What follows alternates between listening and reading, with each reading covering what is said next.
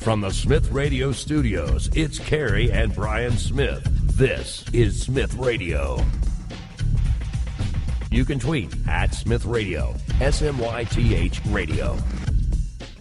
And now, your hosts, Carrie and Brian Smith.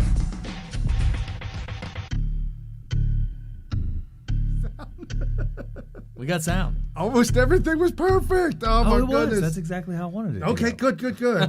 Welcome to Smith Radio. I am your co-host, Brian Smith, along with my cousin, Carrie Smith. Is it cousins with a T? It is if you just off the cuff. All right. So kind of like I'm scared. I'm definitely scared, without a doubt. Scared? Okay. And so, whatever.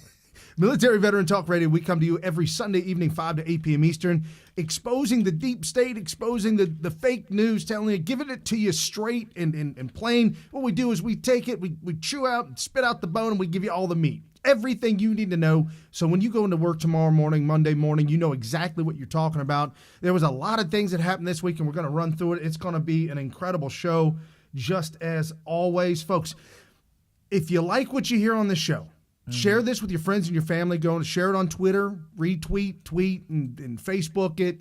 We're on Facebook. We're on the Twitters. And on the Twitters. Okay. All right. The Twitters. If you're watching this live right now, you're either on Periscope, Vimeo.com/Smith Radio, or go to SmithRadio.com. This show is live every Sunday evening on SmithRadio.com.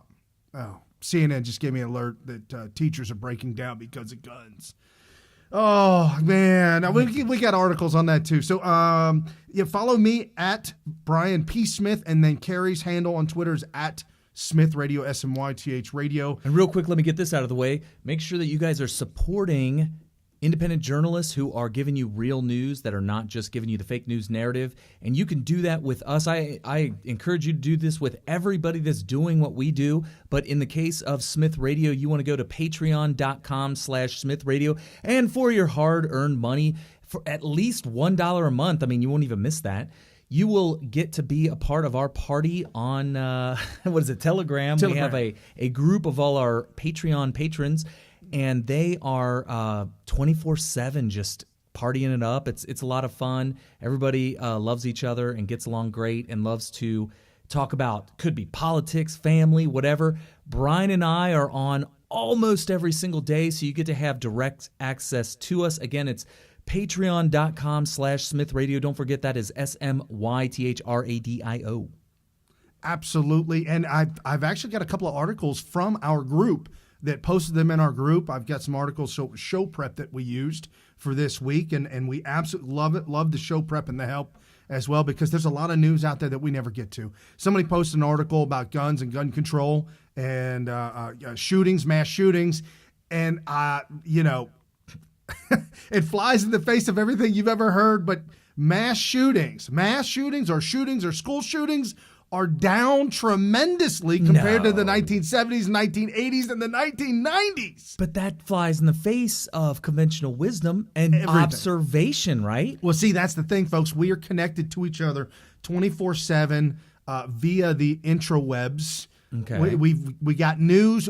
You get more information right now in one single day than somebody in the early 1900s would get in an entire year. Well, it's interesting you say that. You can almost do that same comparison. You know, there was a day where radio didn't exist, television didn't exist.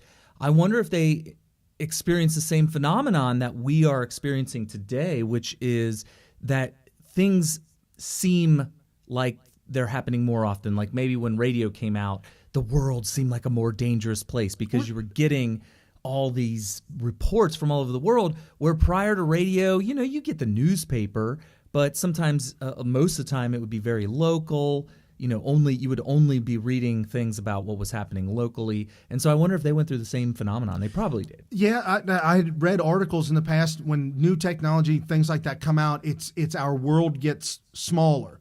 Not physically, but we can actually reach out. Like, just the other day, there's a guy that, in my day job, there's a guy that I work with in Arizona, and he supplies us with tools and things like that. And I emailed him real quick about 3 o'clock our time, and I said, hey, I need this overnight at ASAP.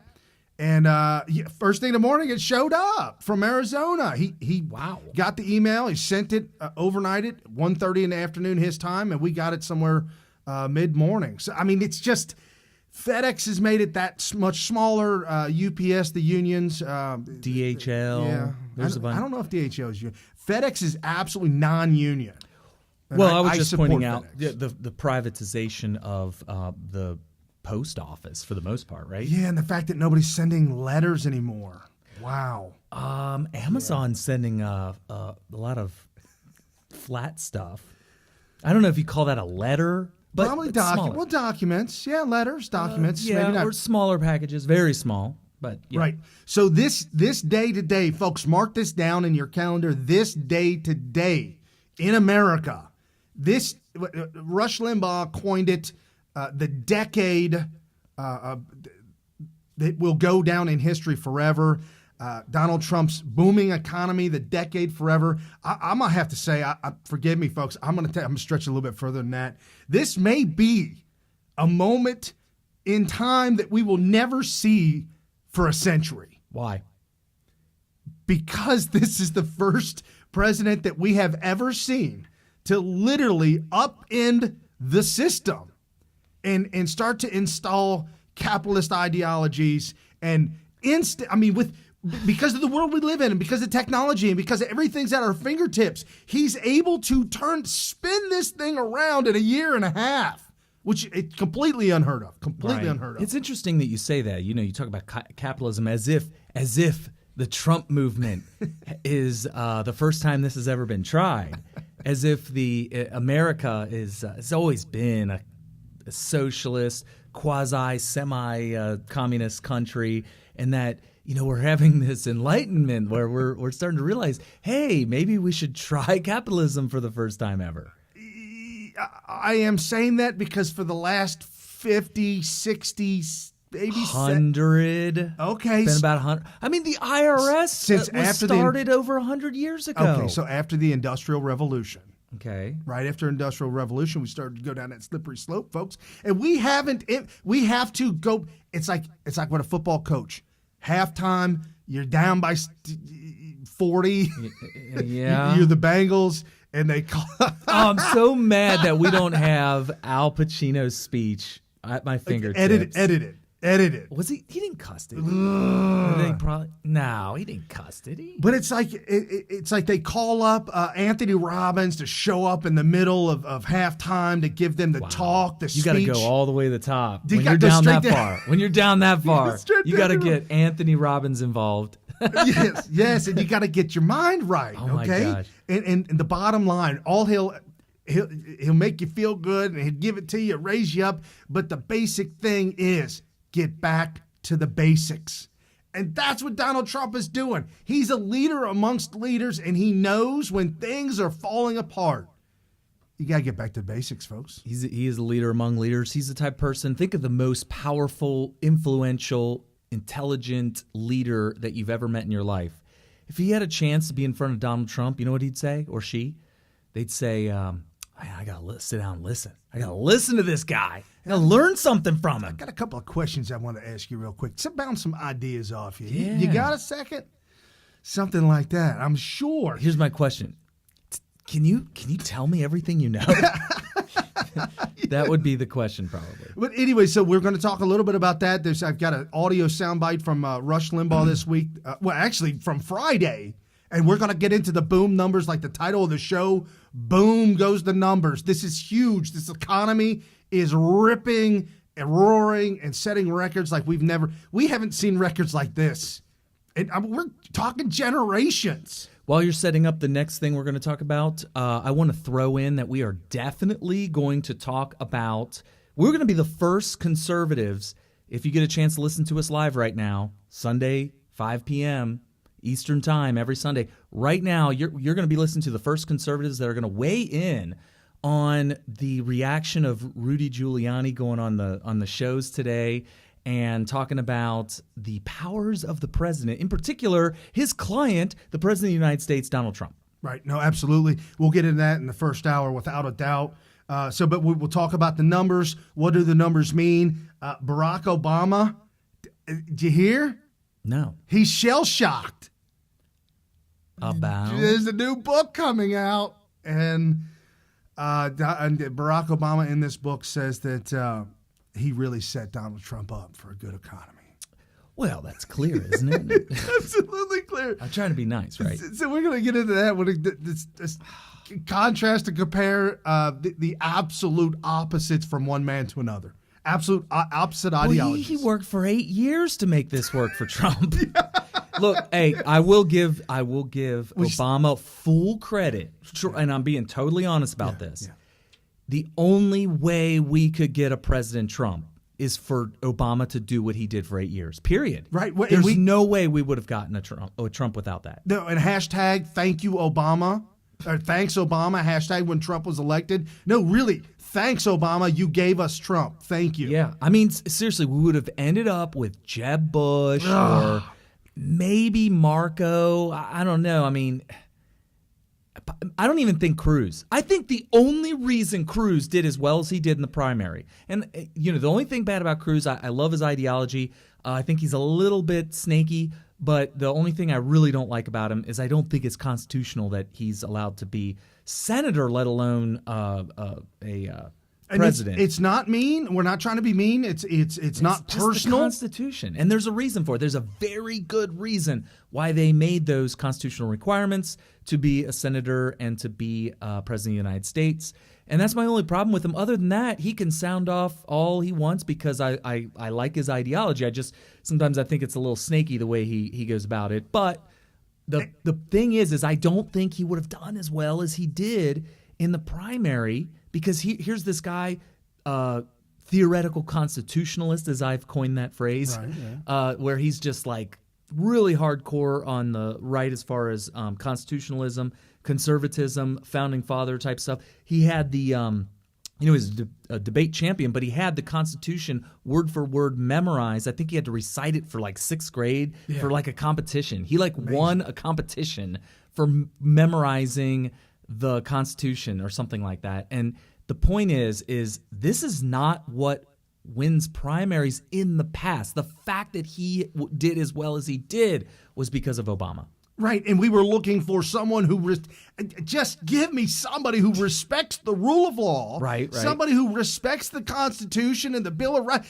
Just give me somebody that respects that just a little bit. And somebody that's willing to push back on actual socialism. We did not see that with George W. Bush. I mean, it was just kind of like, what was the thing he ran on? We're going to give money back that we've been taxing too much. It sounds like a conservative principle, but he wrote a check to every single working person, maybe even non-working, unemployed, adult, whatever, $300. All of us, we all got a check for $300. That is wealth redistribution, people. I'm just telling you. Well, not only that, but the people, the really, really rich people that put in $30,000, I got part of their money. Yes, right. Come on, man. Look, if you're rich and you put in more money, a bigger portion of the check that Brian and I got came from those people, as opposed to myself, where only a tiny sliver of a percent went towards those $300 checks. Right. So, no, crazy nonsense. My point is that, there's conservatism as we know it just has not really been pushed by anybody since Reagan. And then you get, and it kept going further and further to the left until we got to Barack Obama, where the country finally woke up and said, you know what, maybe we should pump the brakes. It was just like, a little bit. It was like that frog in the boiling water. The Democrats turned the heat up too fast. Oh, I see. And what we you're all saying. jumped out. You're saying if they went slower, we would have went all the way. Oh, it'd have been dangerous if they'd have gotten somebody.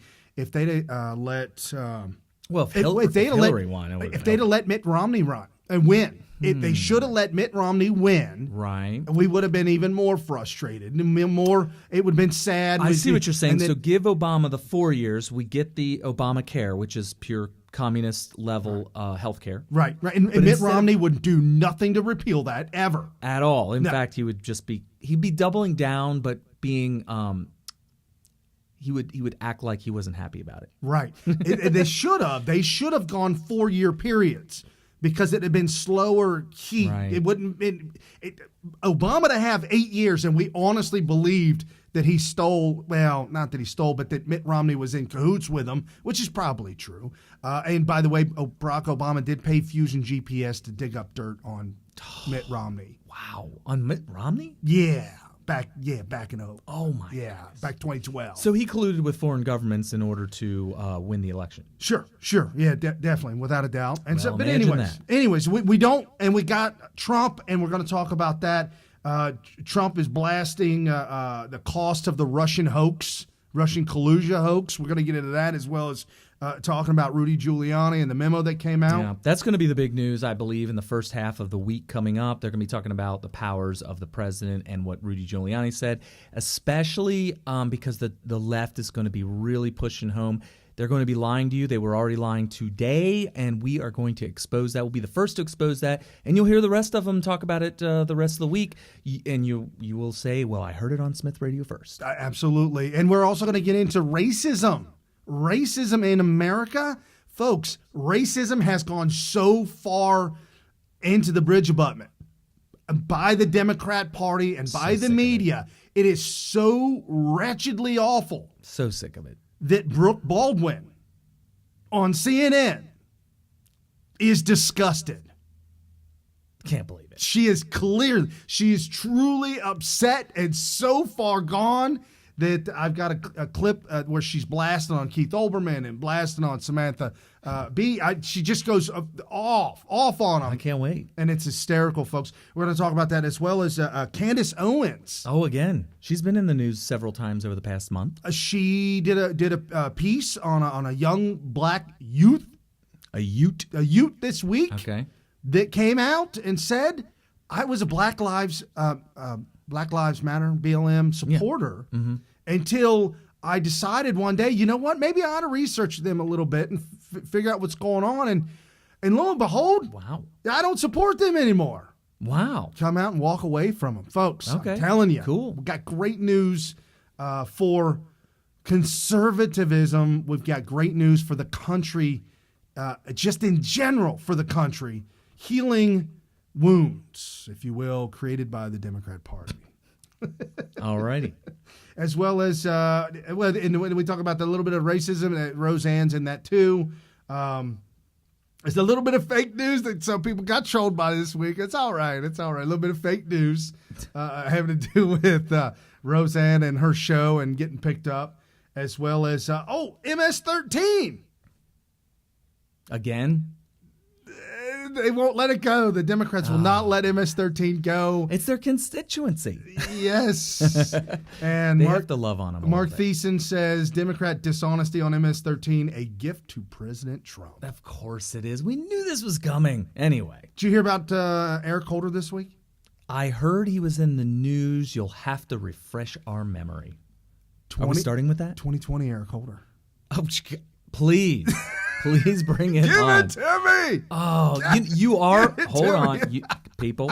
You are allowed to run from prison. Yes. They will let you out. Oh, Marion, they flat out will let you out. Yeah, Marion Barry, the mayor of Washington, D.C., doing crack, buying crack from an undercover FBI agent. Okay. And he went to prison, got reelected. Marion Barry, addicted to crack. I can't believe really this. needed help. This is a real story. Got reelected mayor from prison. That's unbelievable. I mean, and they'll let you out to vote and all that kind of stuff. If you're a senator, or I remember when I was in social studies in high school, maybe it was grade school.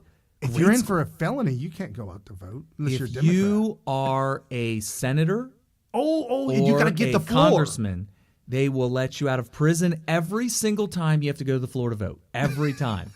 I don't know if you stay in handcuffs. I'd like to see you stay in the orange jumpsuit. That's gotta look bad. Or how about the black and white stripes? The old school with the big ball, what do they call that? The ball and chain. Yeah. I think you can carry it. You can carry it while walking. It makes a lot of noise with the chain rustling around, but it's easier to walk while carrying it. Oh yeah, you don't drag it. My gosh, that's not good for the woodwork on the Capitol floor. Are you kidding me? Oh my gosh, you'd have to replace that stuff. Yes. Unbelievable. Somebody call the carpenter. Oh, please do. So I guess I'd like to start the first hour off with We're talking about, folks, this whole thing, this whole hoax, this Russian collusion hoax. It's all turned out to be exactly what we've been talking about all along. There's no surprises here, only fact and truth being exposed to verify everything we've been saying. Everybody from Rush Limbaugh to Tucker Carlson to us, Donald Trump, the Mark Dices of the world, the Paul Joseph Watsons, Alex Jones ain't crazy on this anymore. And I'm not trying to pat myself on the back or pat Brian on the back or whatever, but gosh, I mean, we've had this right so early on. I mean, honestly, the Russian collusion hoax hadn't really quite developed yet before we already debunked it. Right. We had debunked it, what was it, December 11th of 2016, and it was still in its infant stages where they're trying to figure out where to go with it, and every single time they tried to develop the hoax even more, we would just reiterate to everybody to go back and watch that episode or to just whatever you need to, or just to reiterate something we said in that episode, and it aged nicely, but I just have to bring that up every time. Was that somebody had posted two full-length page articles in our group that was talking about General Flynn, and how he was completely innocent and completely exonerated, and the FBI said, "Yeah, we got nothing on him. He's cool. Right? He might be mistaken, but clearly he didn't lie to us." Yeah. Well, it turns out they were hiding the fact that the FBI agents that interviewed him had stated in official documents that they did not believe that General Flynn lied to them. And so the investigators were trying to hide that and keep it classified so that people didn't find out that the FBI themselves already did not believe that he lied. So definitely General Flynn got railroaded on that. So what do you got? You want to get into the interview with Rudy Giuliani. So what's going on with so that? here's the reason why we need to talk about this. This is all breaking news. So Rudy Giuliani is part of the defense team for the president. I think Sekulow is another one, Jay Sekulow, and there's another one that Joe DeGeneva? Probably. I think so. Joe. There's a Joe. Is there Joe or John? Whoever it is. Joe, very awesome, outspoken black guy. Lawyer. Yeah, lawyer. Lawyer. And absolutely every word that comes, everything he says, when he says something, you're hanging on every word because he only speaks to put things together. He doesn't pontificate. So they came out with a memo, and I don't even remember exactly when it came out. It was in the past couple of days. I'm not sure if it came out on Friday or yesterday or whenever it came out, but it caused the left to go crazy over the weekend. So they had all these talk shows interviewing Rudy Giuliani, and of course the talking heads are just nonstop wall-to-wall on MSNBC and CNN about this memo. And so I think it's very important that we cover this very, very carefully, and so that way you guys understand what's going on here. Because right now CNN and MSNBC are reporting as though there's blood in the water, and that's just absolutely not the case. And there's a couple things that Rudy Giuliani said on F. Chuck Todd. I can't help it. Rush Limbaugh calls him F. Chuck Todd, so I can't help but to say F. Chuck Todd. But is he Meet the Press or Deface the Nation? Whichever one he's on, was interviewed by Chuck Todd. Okay, so that was what you sent me this morning? Yes. Yeah, that's Deface the Nation. Deface the Nation. Yeah. And so anyway, he wanted to clear a lot of things up. In the interview, I thought that Rudy Giuliani made a good case, explained everything adequately, and then I'm watching on CNN and NBC all the taken out of context little clips from the interview, and they're trying to report things that didn't happen. So I just want you guys to all see what really went down and what it all really means. And what you'll find is that what Rudy Giuliani said is what we have been saying on Smith Radio for months, like almost word for word. And in fact, I can even reiterate and restate the way Rudy Giuliani has said it to pretty much match up exactly what we've been telling you guys for months now. So do you have a clip ready? Or I do. Okay. We got Rudy coming up. Oh, is this Rudy? Yeah. Yeah. Do you have them? Oh, this is the first one? Yeah, this is the first one for Rudy. So this is gets right into it where he starts asking Rudy Giuliani a question. And when you hear the beep, the little beep, that's where we'll stop and then comment. There's different clips because it's cut up into different sections. Oh, okay, cool. Mr. Trump flexes his presidential muscles, and his lawyers say his powers are nearly unlimited. He's the President of the United States. He has all the powers under Article 2. All right, from Now, the memo. did you hear that? He has all the powers under Article 2. Now, that's very key. He said all the powers under Article 2. What does that mean? Article 2 is a description in the Constitution. It is the Constitution. Article 2 is the description of the executive branch of the Constitution. There's Article 1, 2, and 3, and each one of those enumerates exactly what the stated purpose of each of those branches are. Rudy Giuliani just said he has all the powers as stated under Article 2. That's true. Now, where's the lie? The lie is that Chuck Todd and all the liberals that you hear all week is that they're calling it nearly, and this is a quote, nearly unlimited powers. No, he has nearly unlimited powers in the executive branch. Right. And he actually said that, and I'm a little upset because Rudy Giuliani never corrects him by saying, whoa.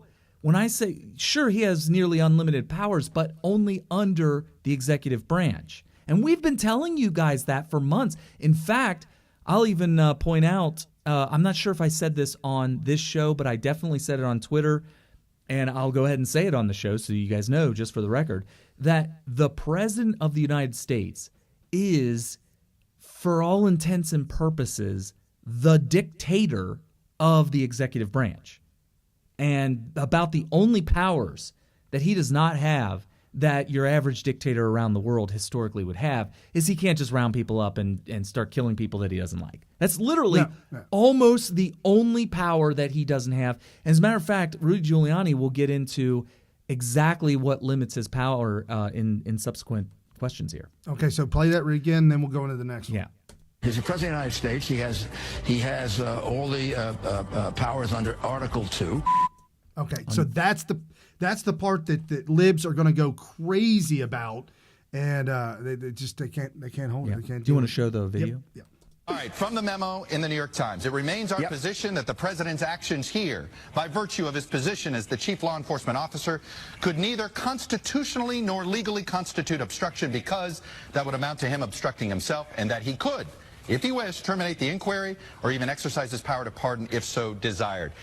As you heard me refer, it has echoes of Richard Nixon's infamous argument that he said that when the president does it, it is not illegal. Okay, so I don't agree with that at all. I think that he just conflated two different things. So he has the power to he has control over the executive branch. Correct. He has control of the Department of Justice because they're under the executive branch. The reason, and I just kind of learned this from Rudy Giuliani, actually. I was wondering, what is with this thing about the Department of Justice having so much autonomy? They're supposed to be independent. They're not supposed to be meddled with by the president. Well, why are they even under the executive branch then, when we know from Article 2 from the Constitution that there's pretty much almost unfettered total power of the presidency over the entire executive branch?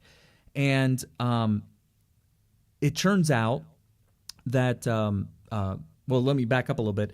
The reason it's different from what Chuck Todd just said, Chuck Todd's trying to conflate it to mean that Richard Nixon, which you may not remember this if you don't know, Richard Nixon, after he resigned, was interviewed in a very infamous interview with a guy, I can't remember his first name, but his last name was Frost, and you can actually watch the movie that was made about that interview called Frost versus Nixon, I think. And that movie pretty much portrays their version, the liberal version of that interview. But in that interview, the big plot twist that changed everything for Nixon, and this was after he already resigned, he wasn't even president anymore, was that he said that when the president does something, that makes it legal. It's never illegal if the president does it. And of course, Frost was like, "What? wait. So you could murder a man out there in New York Times Square as long as you're the president. As long as you're the president. Oh, you mean Fifth Avenue? I could murder a man on Fifth Avenue, and I still wouldn't lose supporters. Okay, so Nixon isn't exactly right because everybody is under the law no matter what. I mean, like the president can't just take our guns away or whatever, because the law is the Second Amendment. You have the right to bear arms. So I think he's conflating these two things here. He's desperately, Chuck Todd, and believe me, all the liberals out there are desperately trying to conflate the statement that Giuliani makes, or actually it's the memo. It's right. All their attorneys. Right. And what Nixon said. So I wanted to point out that there is a distinction there. There is absolutely a distinction there. And they're making a leap by saying that that's what he's saying. Rudy Giuliani is just saying that he has control over the executive branch per the Article 2 of the Constitution. Right, and I just want to put this in perspective. Why are they doing this and how to look at this? The left will always do what they do to separate Trump from his base. So they know for a fact that we, patriots, Americans, love the whole minimal powers. We like our presidents to not overreach and overstep, right. like Obama and lawlessness. They know we absolutely adhere to rule and law. Right. And so they'll come at you and say, look, that guy you voted for, he's lawless, man. He do whatever he wants. Right, He's right. a dictator, literally. Hitler. Yeah. Literally. And I hate to use the word dictator because of what everybody what conjures up in your mind when you hear the word dictator. You think of like a Hitler, or even in communist dictators over the years, your Stalins and all that. You got Maduro down there in Venezuela. Right. And there are always these bad people that murder a lot of people. So the biggest difference between an actual historic dictator and what the president is allowed to do within the executive branch is that he can't just round up people and kill them. And Rudy Giuliani will get into that in a subsequent question here. Is that the argument here, sir? No, it isn't. First of all, I didn't make the argument, but I agree with most of it. As any lawyer, I probably would have organized it differently. I look at the obstruction part of the argument this way. He didn't obstruct, and we can win it on the facts.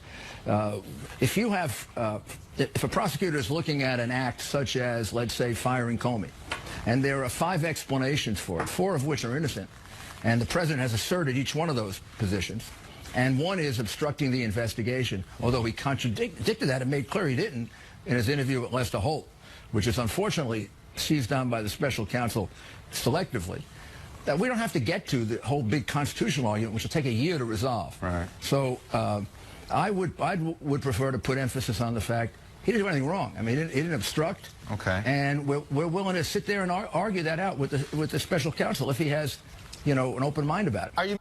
I'm really glad he pointed out several times there that he's going to win on the facts. He didn't obstruct, and they're just going to hold that position, and they're going to defend it with the facts and win with the facts, because the alternative, if he didn't say that, would be putting into the minds of people that, well, it's not whether or not Trump did wrong, because we all know he did. It's whether or not the prosecution can prove their case. Kind of like, it's like the O.J. Simpson. I was going straight O.J. O.J. was all over my mind right now. Right. It's like, we all know he murdered Nicole Simpson and whoever. Ron, my goodness, whatever that Ron Brown. See, nobody even knows. No, but the Brown family sued in civil court and won. Right. Okay. So we all know he did it. Right. Just a matter of whether the Johnny Cochran defense is going to hang. If the glove don't fit, right. You must have quit. Is it going to hold water? Right. So anyway, so I'm glad he pointed out that the fact that he didn't collude is going to eventually lead us to everybody to conclude based on the facts. Right. Now that he's innocent. I got this guy that I know really well that's a hardcore lib, and we do not discuss politics anymore because he gets too triggered. He gets very emotionally triggered by it. And I was talking to another friend, and I said, hey, what if I told old boy, hey, all the evidence is all out, Trump's innocent? And he looked at me, and I looked back, and he'd never believe that. No. If I did tell him that and I showed him that evidence, he would say immediately to me, "Nah, man."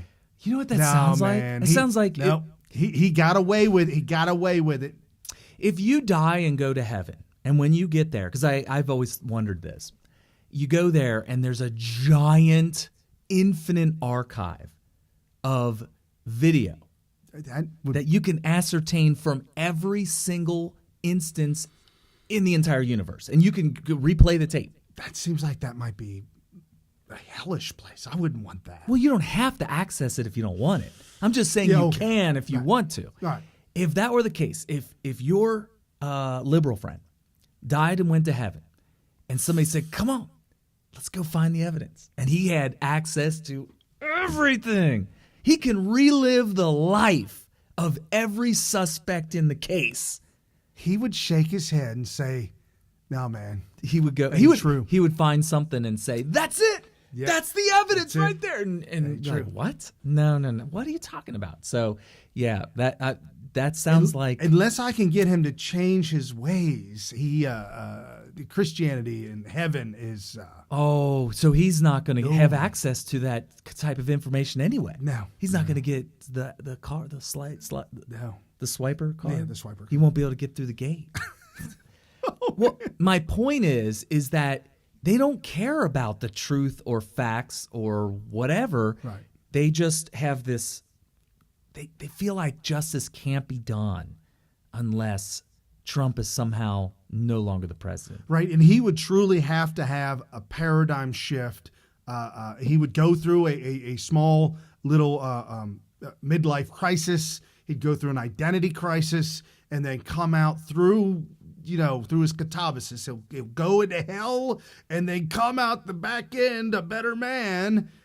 But he doesn't have the stomach for that kind of thing. You have to go through the anger of realizing that for pretty much your entire life you've been lied to. Right. You believed, you fought for, and you believed with all your emotion and all your might for something that was so wrong. And I got an excellent example: Roe v. Wade. Ooh. The woman. Yeah. How do you live the rest of your life like knowing that you? She does, and she's pro-life now. Wow. She's pro-life now. She had the wool pulled over her eyes, or did she actually hope that abortion became legal? Or did she get in bed with the wrong people that promised her things that weren't true? I'm just saying, if you start making a deal with the devil, like the Clintons, the Soroses, all of them, and they start dumping money on you here and there to get some, like this David Hogg out there in Florida. Oh, right, yeah. This kid's life is almost, if this keeps going, his life will be almost as ruined as Monica Lewinsky. But you know why he's never coming back? And that's just a prediction, and I could end up being totally wrong, and I hope that happens to me. But his mom is like some executive at CNN. He's not coming back. He ain't coming back. Oh, he'll be news anchor there as soon as Anyway, so back to Giuliani.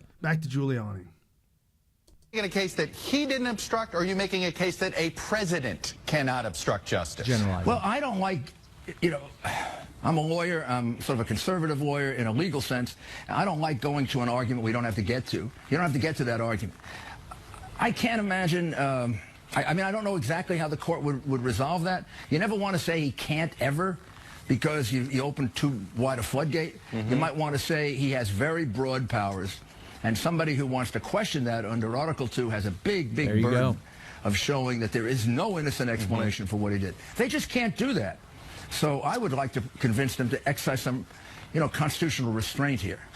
Wow. So he's asking the prosecution to exercise restraint based on the fact that he does have broad powers here. Constitutional restraint.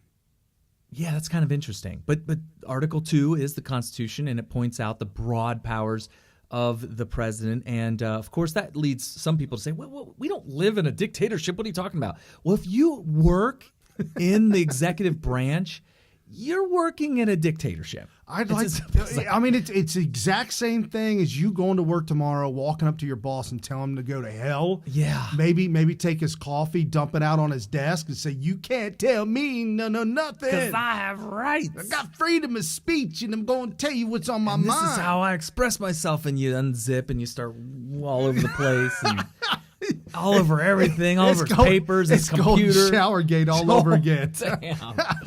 Anyway, so you can't just say you would be arrested. You would be fired. He might call the cops. Well, you certainly should be allowed to get fired at that point.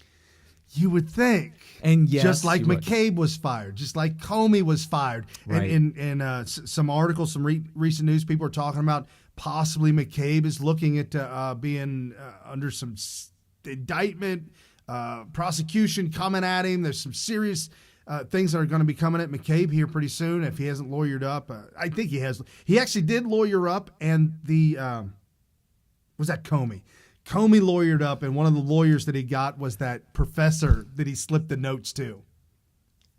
The professor that he slipped the notes to that he could leak to the New York Times. Oh, I forgot about that. So he hired him as his lawyer, so they can't get the professor because it's client-attorney privilege. Well, we already destroyed that. You can just go raid the offices and take all the documents from the lawyers. That's what we do now, right? Yeah, that's a brave new world we're living in.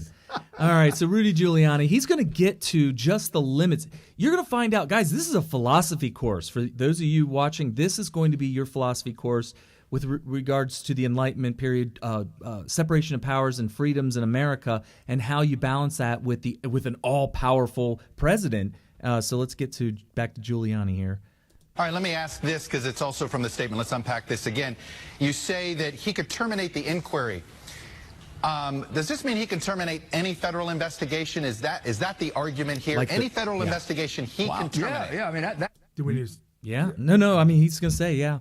That is pretty clear. I mean, the power of the Attorney General, he's a presidential appointee. When I was a U.S. attorney, I had the power of I was appointed by President Reagan. Nobody ever attempted to terminate an investigation. It would have probably been a scandal of immense proportions unless I was being an idiot. So that's a very unrealistic thing. But if you're asking in a theoretical sense, I mean, it could lead to impeachment. It could lead to, I mean, if he terminated an investigation of himself, it could lead to all sorts of consequences. But constitutionally, you're making the argument that you think constitutionally he could, is what you're saying. I'm saying constitutionally it sure looks that way. I haven't made that argument. Right. You don't have to make that argument. That's not involved here. What's involved here is a simple exercise of constitutional power with very good reasons for it. And you can always come up, if you want to, with some non-innocent reason. So one of the things he's saying here, the question was, is he allowed to terminate any federal investigation? Yes, these investigations, prosecutions, or whatever fall under the executive branch. But notice this is the first of several different times that Rudy Giuliani throws out there what's really stopping a president in a constitutional republic like ours, where we have a democratic process of going out there and voting every 4 years, of what is really restraining the president. And that is that it would be a scandal if you do that. Yeah. It would be, the whole country would be like, whoa, what are we doing here? And you see that that's kind of the only card that the left has been trying to play all this time. Every time Trump does something, they try to blow it up into a scandal. But here's the thing, though. Trump's not under investigation. Oh, that's what like Mueller's saying. No, we're not investigating. Or Comey has said, we're not investigating. But you got F. Chuck, who is on Meet the Depressed. Sorry, I said Deface the Nation earlier. Well, they're all the Meet same, the Depressed. pretty much. Yeah. They're just on different channels. But F. Chuck is trying to steer this and say, well, can he stop an investigation into himself? Well, there isn't one into Donald Trump. There is no investigation in Donald Trump. Yeah. I mean, that's kind of it. They should have went that route, right? They should have just went full bore on that, because then it would have been even more of a scandal if he. And I do agree with the idea that you can't obstruct justice if you're the president, because the president has things to do and he's got to do what he's got to do, and he's part of the mechanism for making justice happen. Right. So one of his jobs is actually to obstruct justice legally by saying, I don't want you to prosecute. Did you know that our founding fathers, when they became president, Jefferson, I think George Washington, they actually did these things. They actually told the Justice Department, I want you to end the investigation in this, or hey, I want you to investigate. They actually did that back then. Now all of a sudden we're acting like the Department of Justice is its own branch of government separate from the executive branch, and that's absolutely not the case. But anyway. Well, but that's all they've ever wanted, though, because if the Department of Justice could be its own entity, then definitely the Democrats or whoever owned them. Under J. Edgar Hoover, it really was, and it was, as far as I'm concerned, we had lost our country at that point. To J. Edgar Hoover, who was the dictator at the time. But anyway. Back to Rudy. I mean, constitutionally, the president can order any investigation to be opened. How about any open? investigation? Yeah, If he says, you know what, I want Hillary Clinton prosecuted, I want her investigated, he can order that tomorrow. And I'm going to say, yes, 100%. Absolutely. I mean, he's the president. He's the dictator of the executive branch, the branch in which the Department of Justice is under. Wanted to. Yeah, but let's look at, for example, the IRS investigations of conservatives during the Obama administration, which never was fully investigated. It was not. I mean, that they had to cease that because the organizations went to court and showed they were being treated unfairly. So the president can't take away their personal constitutional rights. So the president said, I want it like Nixon had an enemies list. Did you hear that? So what you're he's going to get more into the enemies list too. If you, let's play that. If he called me up, I didn't work for Nixon, but if Nixon called me up and said, "Oh, you got to prosecute somebody on that enemies list," boy, we would have had a very serious issue. The person would not be prosecuted and could have gotten the case dismissed, and that would have just been another part of the articles of impeachment. Okay, so this is key. This is absolutely key. The thing that the law that the president cannot break is the Bill of Rights. Right. If you have a right to a speedy trial, if you have a right to counsel, if you have a right to freedom of speech, if you have a right to bear arms, the president can't just call up Rudy Giuliani or prosecutor Sessions or whoever and say, I need you to prosecute Brian Smith because I heard he was bearing arms, and we don't want any weapons in the hands of any lunatics with beards like that. I mean, come on. Hey, that guy that made that documentary that set off Benghazi. Okay. You need to get him and throw the key. Yeah. Okay. Whatever happened to that guy? So as Rudy Giuliani points out, that individuals have certain rights that not even the president can violate. Right. He can't just open up a prosecution or an investigation into people that the act itself would end up curbing your rights in some way. And these are rights that are written into law. It can't be done. It cannot be done. So if he said something like investigate Smith Radio because I don't like what they're saying. Yeah, I don't like what they're saying. Instantly, and I'll tell you who would do it. Somebody say, yeah, but he's all powerful, Kerry. You just said he's a dictator. Yeah, but guess what? There's two other branches of government. In this case, the judicial branch would say, let me get this straight. So Smith Radio said something you don't like. Yeah. They're cussing, they're being racist, or whatever you want to throw out there. We're throwing this out. No, because you can't. We need to shut them down. This is called the First Amendment of the Bill of Rights. They're on our list, though, our enemy list. And what if the president said, yeah, but I'm the dictator, so you're going to do it? The judicial branch is going to go tell him to pound sand. Because one thing that's kind of interesting about the United States government is that each branch of government takes their power and their autonomy very seriously, and they get upset when another branch tries to tell them what to do. Step on my toes. Oh, the SCOTUS Step on my Supreme toes. Court is not going to be very nice if the president tries to order them to do something. Could you imagine? Oh, they would immediately do the opposite of what they wanted. Probably. In this case, guy with a beard talking crap on Smith Radio, throw it out instantly, and then Brian walks free. Even though he's bearing arms, he's talking crap on Smith Radio. I mean, come on. Just like that judge that ordered the scope in the Manafort case. Okay. I mean, he stepped up and he said, hey, Come on, man. We know what you're doing here. What's going on here? And even him as a judge could be made to feel like, hey, you're making me out to be a fool here. I can't go along with this. Not only are you making a fool out of him, but he absolutely is separate in power from the executive branch. So nothing the president could do. The president could literally do nothing to control that judge outside of blackmail or whatever. Which, of course, is completely illegal. Right. So this is not going to happen. And as Giuliani pointed out for a second time now, when you try to do these things that's not really on the up and up constitutionally, who ends up having the last say? It's the people on the ground. Right. The people on the ground are going to end up uprising and calling this a scandal. And it's going to cause all kinds of political problems. These are political problems. Poll numbers going down, plummeting, all that kind of stuff. So anyway, back to Rudy. You talk about if you believe the president has sort of this overarching authority of the Justice Department, why are you asking the Justice Department to produce those papers to indicate how the investigation started? Why don't you order them to do it? That's a very good question, Chuck, and I'll tell you why. Because we don't want the president to... First of all, when we say, when John and Jay argue that the president has that power, we understand that if the president exercised it, number one, it would be challenged. So that's a legal opinion. It's not a court decision. And we realize it would take...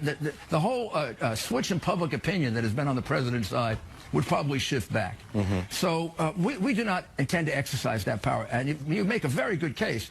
The president could just say, give me those darn documents. You say the investigation is concluded. You say it produced no evidence for a criminal case. So then what the heck is this all about? All right. So he said several things there. A third time there, he pointed out that by not exercising his right to say, give me those darn papers, it's actually hurting the opposition to Trump politically. It's causing Trump's poll numbers to go up. Why would he do? People, if you're watching this show right now, Trump knows this. This kinds of stuff frustrates all of us. It frustrates us. It frustrates you. It frustrates all of our friends who you're sharing this to, hopefully right now. Yep. And I get it. I'm frustrated too. I want to see all these people get locked up in the slammer. But the more they push on this, the more Trump's numbers go up and up and up. Why not just let his numbers go up? They're shooting themselves in the foot. And on the flip side, if Giuliani says, Mr. President, I think you should exercise your right to go march in there and say, give me those darn papers. And they're going to challenge it. That's one thing. Anything the president does, or anybody does, if somebody tried to repossess the studio here, Brian could say, you know what, I don't think the law's on your side. I think the law's on my side. Brian would then challenge that in court, and then a judge, which is a different branch of the government, will then decide. So if Trump marches in and tries to do something, his opposition's going to go straight to the judicial branch and say, hey, I don't think he's doing something legally. And they could be wrong. They could be totally wrong. Take Donald Trump's Muslim ban. Okay, yeah, that's a good. They challenged it. They challenged it, took it all the way up to Supreme Court. And made the other branch, there's your checks and balances right there. A different branch of the government has to come in and say, all right, let me hear both sides. And then he hears both sides, and then they have to make a judgment. And there is no influence by the executive branch because they're a totally separate branch of government.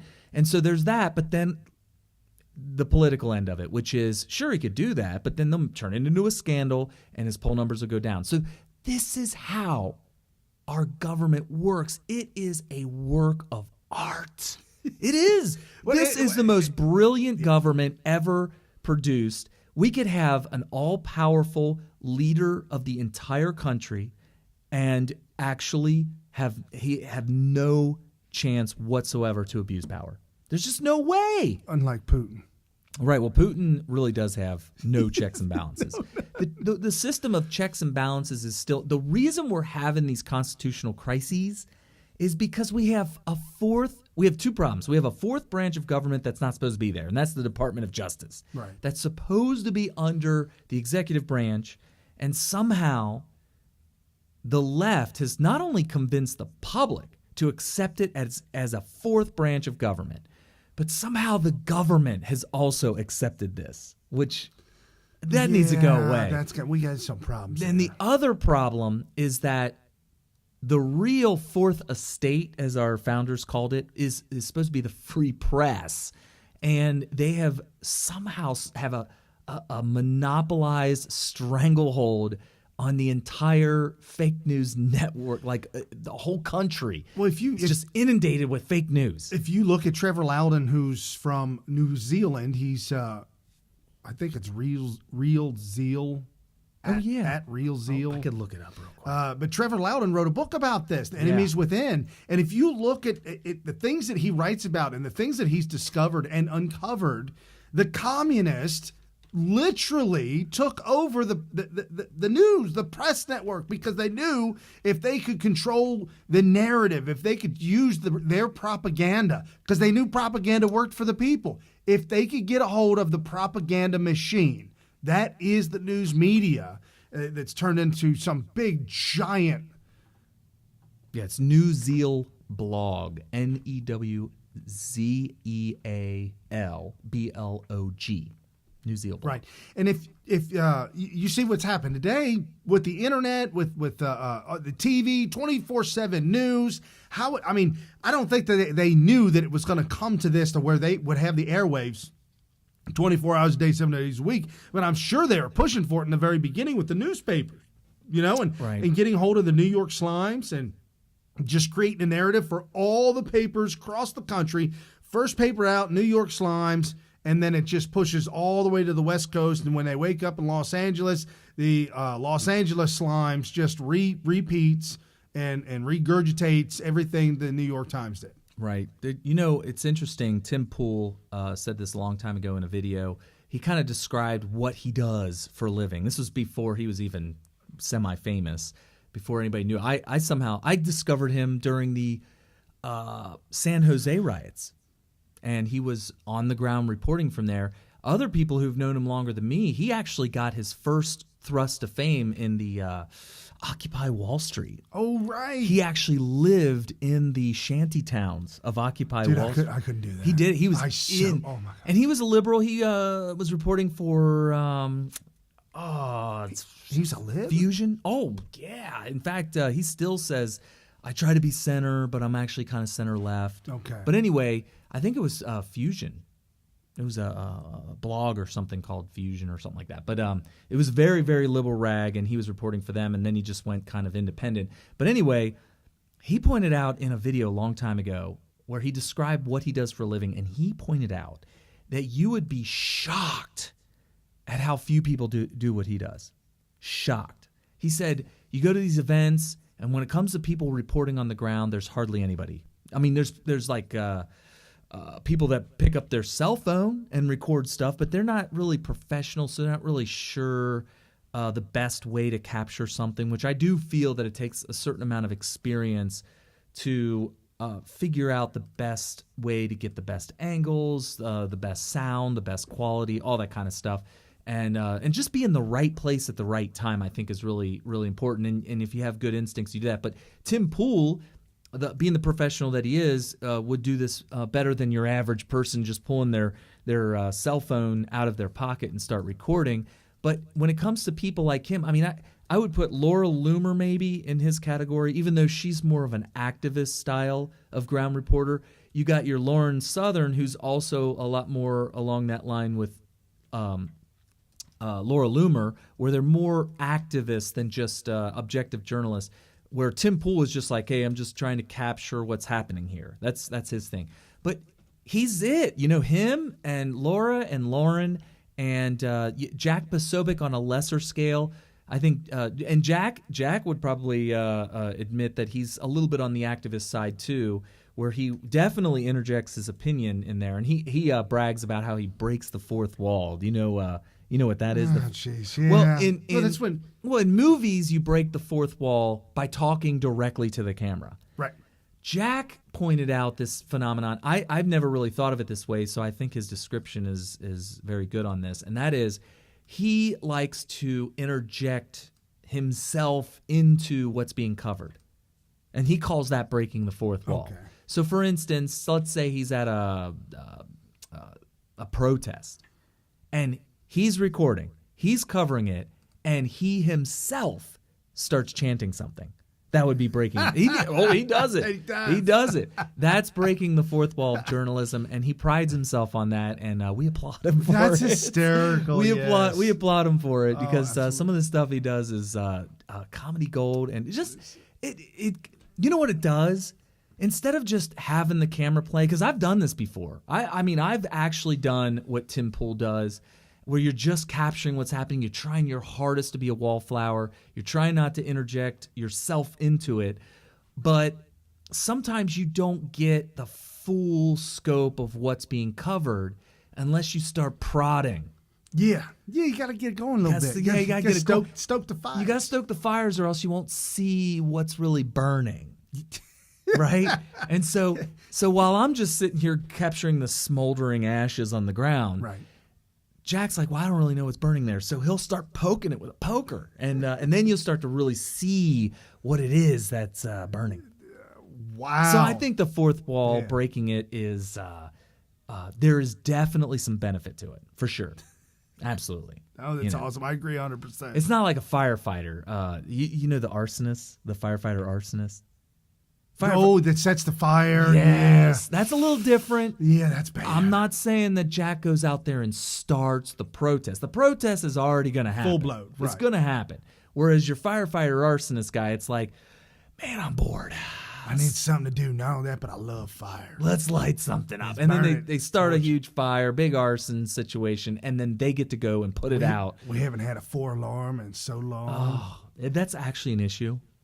Yeah, there's To not have a 4-alarm. no for what happens is the firebugs, they love fire so much that a profession in firefighting is attractive to them. Oh, So you end up I can see having a that. little bit higher percentage of firebugs in the fire department than you would in the general public.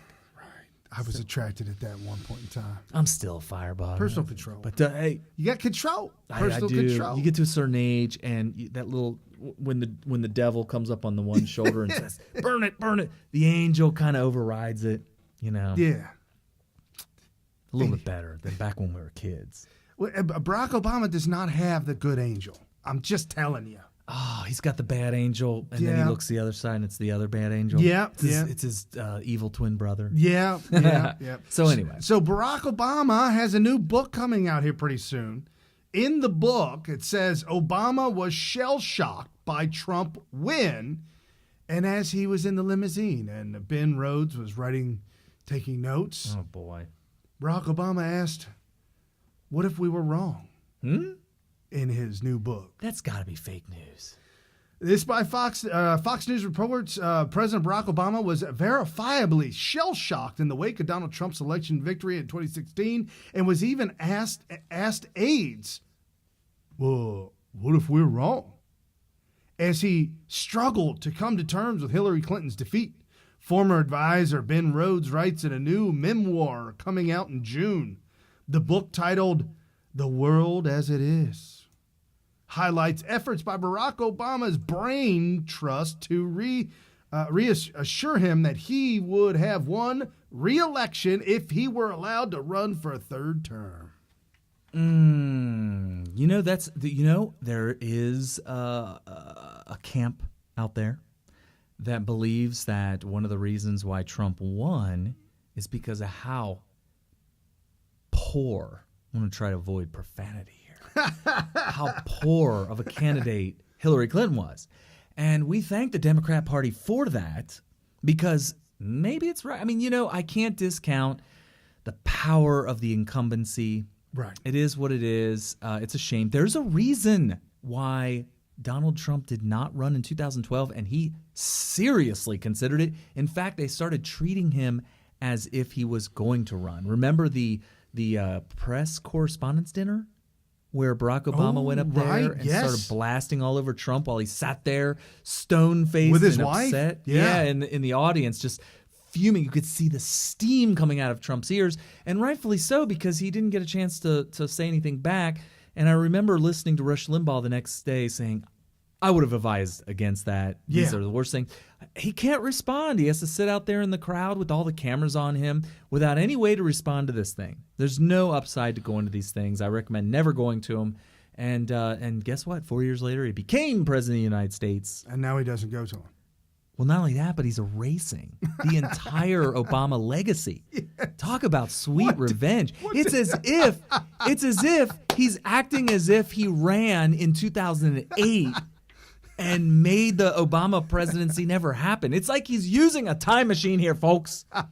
Right? Yeah, the time continuum has been ripped. The flux capacitor is in full 1.21 gigawatt capacity. 88 miles an hour, the whole 9 yards. The whole 9 yards. This is audio only, but this is by Rush Limbaugh on Friday.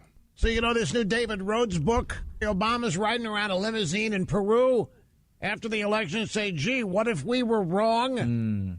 David Rhodes actually wrote in this book, quoting Obama, I've got Trump set up well for the economy. I've got Trump set. Obama wouldn't know this kind of an economy if it slapped him in the ears. Trump is just, he's setting things on fire here. The economy is on fire, even the drive-by media. Look at this headline in the New York Times. We've run out of words to describe how good the jobs numbers are. I can't believe they posted that. The New That's York amazing. Times. Here, listen to this. Obama, Indiana, June 1st. Oh, this is very, very important, folks. Very, very important to juxtapose Trump and Obama. Obama said, I really set Trump up. Okay, right. Let's go back to 2016, somewhere in the summer of 2016, during the election, during the run-up, where Obama goes to Elkhart, Indiana, which I had a good friend that lived there, and I've actually been to Elkhart, Indiana. Every corner is a propane sales store. Elkhart, Indiana. Maybe there's a lot of market for that. It is a spot on the map, a tiny spot, but the capital of trailer parks, trailer manufacturing in the world. Okay. They actually manufacture them. Right. Elkhart, Indiana, they make trailers. CBS special questions for Obama. What about the jobs we've lost? Are they coming back, Mr. President? For those folks who've lost their job right now because a plant went down to Mexico, that isn't going to make you feel better. And so what we have to do is to make sure that folks are trained for the jobs that are coming in now, because some of those jobs of the past are just not going to come back. And when somebody says, like the person you just mentioned, who I'm not going to advertise Trump, for, that he's going to bring all these jobs back. Well, how exactly are you going to do that? What are you going to do? There's no answer to it. He just says, well, I'm going to negotiate a better deal. Well, how exactly are you going to negotiate that? What magic wand do you have? And usually the answer is he doesn't have an answer. Yeah, you know, capitalism and the American people. 18,000 manufacturing jobs back. You know, he said something on the other side of the commercial. I remember that. I was listening to it live. And I don't want to take credit for it. I want to give Rush credit because I don't want to steal anybody's stuff. That audio clip, when compared to what we know now, at the time, I had no choice but to kind of accept it. It's like a paradigm that he had created. I don't even think he created it. I think it's a paradigm that's kind of come along with the progress of technology, and it just seemed like with the pay and the amount it costs to pay people to manufacture stuff in America, I felt like maybe Obama was right. But when you compare it to what we know today, it goes to show you how clueless he was. He had no idea. He had no idea how to get jobs back. And he just chalked it up to magic wand. Well, a magic wand, but also the paradigm that we live in a day and age where in America we just can't do the manufacturing. We have to recruit the Chinese. Yeah, Chinese cheap labor. The sweatshops, what do they call the child labor, where they have the little kids assembling stuff. And, and we'll pay them a couple pennies per day. And we'll be able to get our $10,000 iPhones for only $900. And we'll just pay monthly and we'll all have our iPhones. And it seemed like that was logical But then you got Trump doing what he's doing. It's like Trump knew, and he's not the only one that knew. It's not like Trump's like this magical person that he knows. Right. He's just the only one that's willing to do it. All these other businessmen, they're not giving up their life for this. And Trump almost didn't do it. It almost seemed like it wasn't worth it. I was in the limo right behind Trump, following him with the Secret Service with Keith Schiller, and several other staffers in the back seat.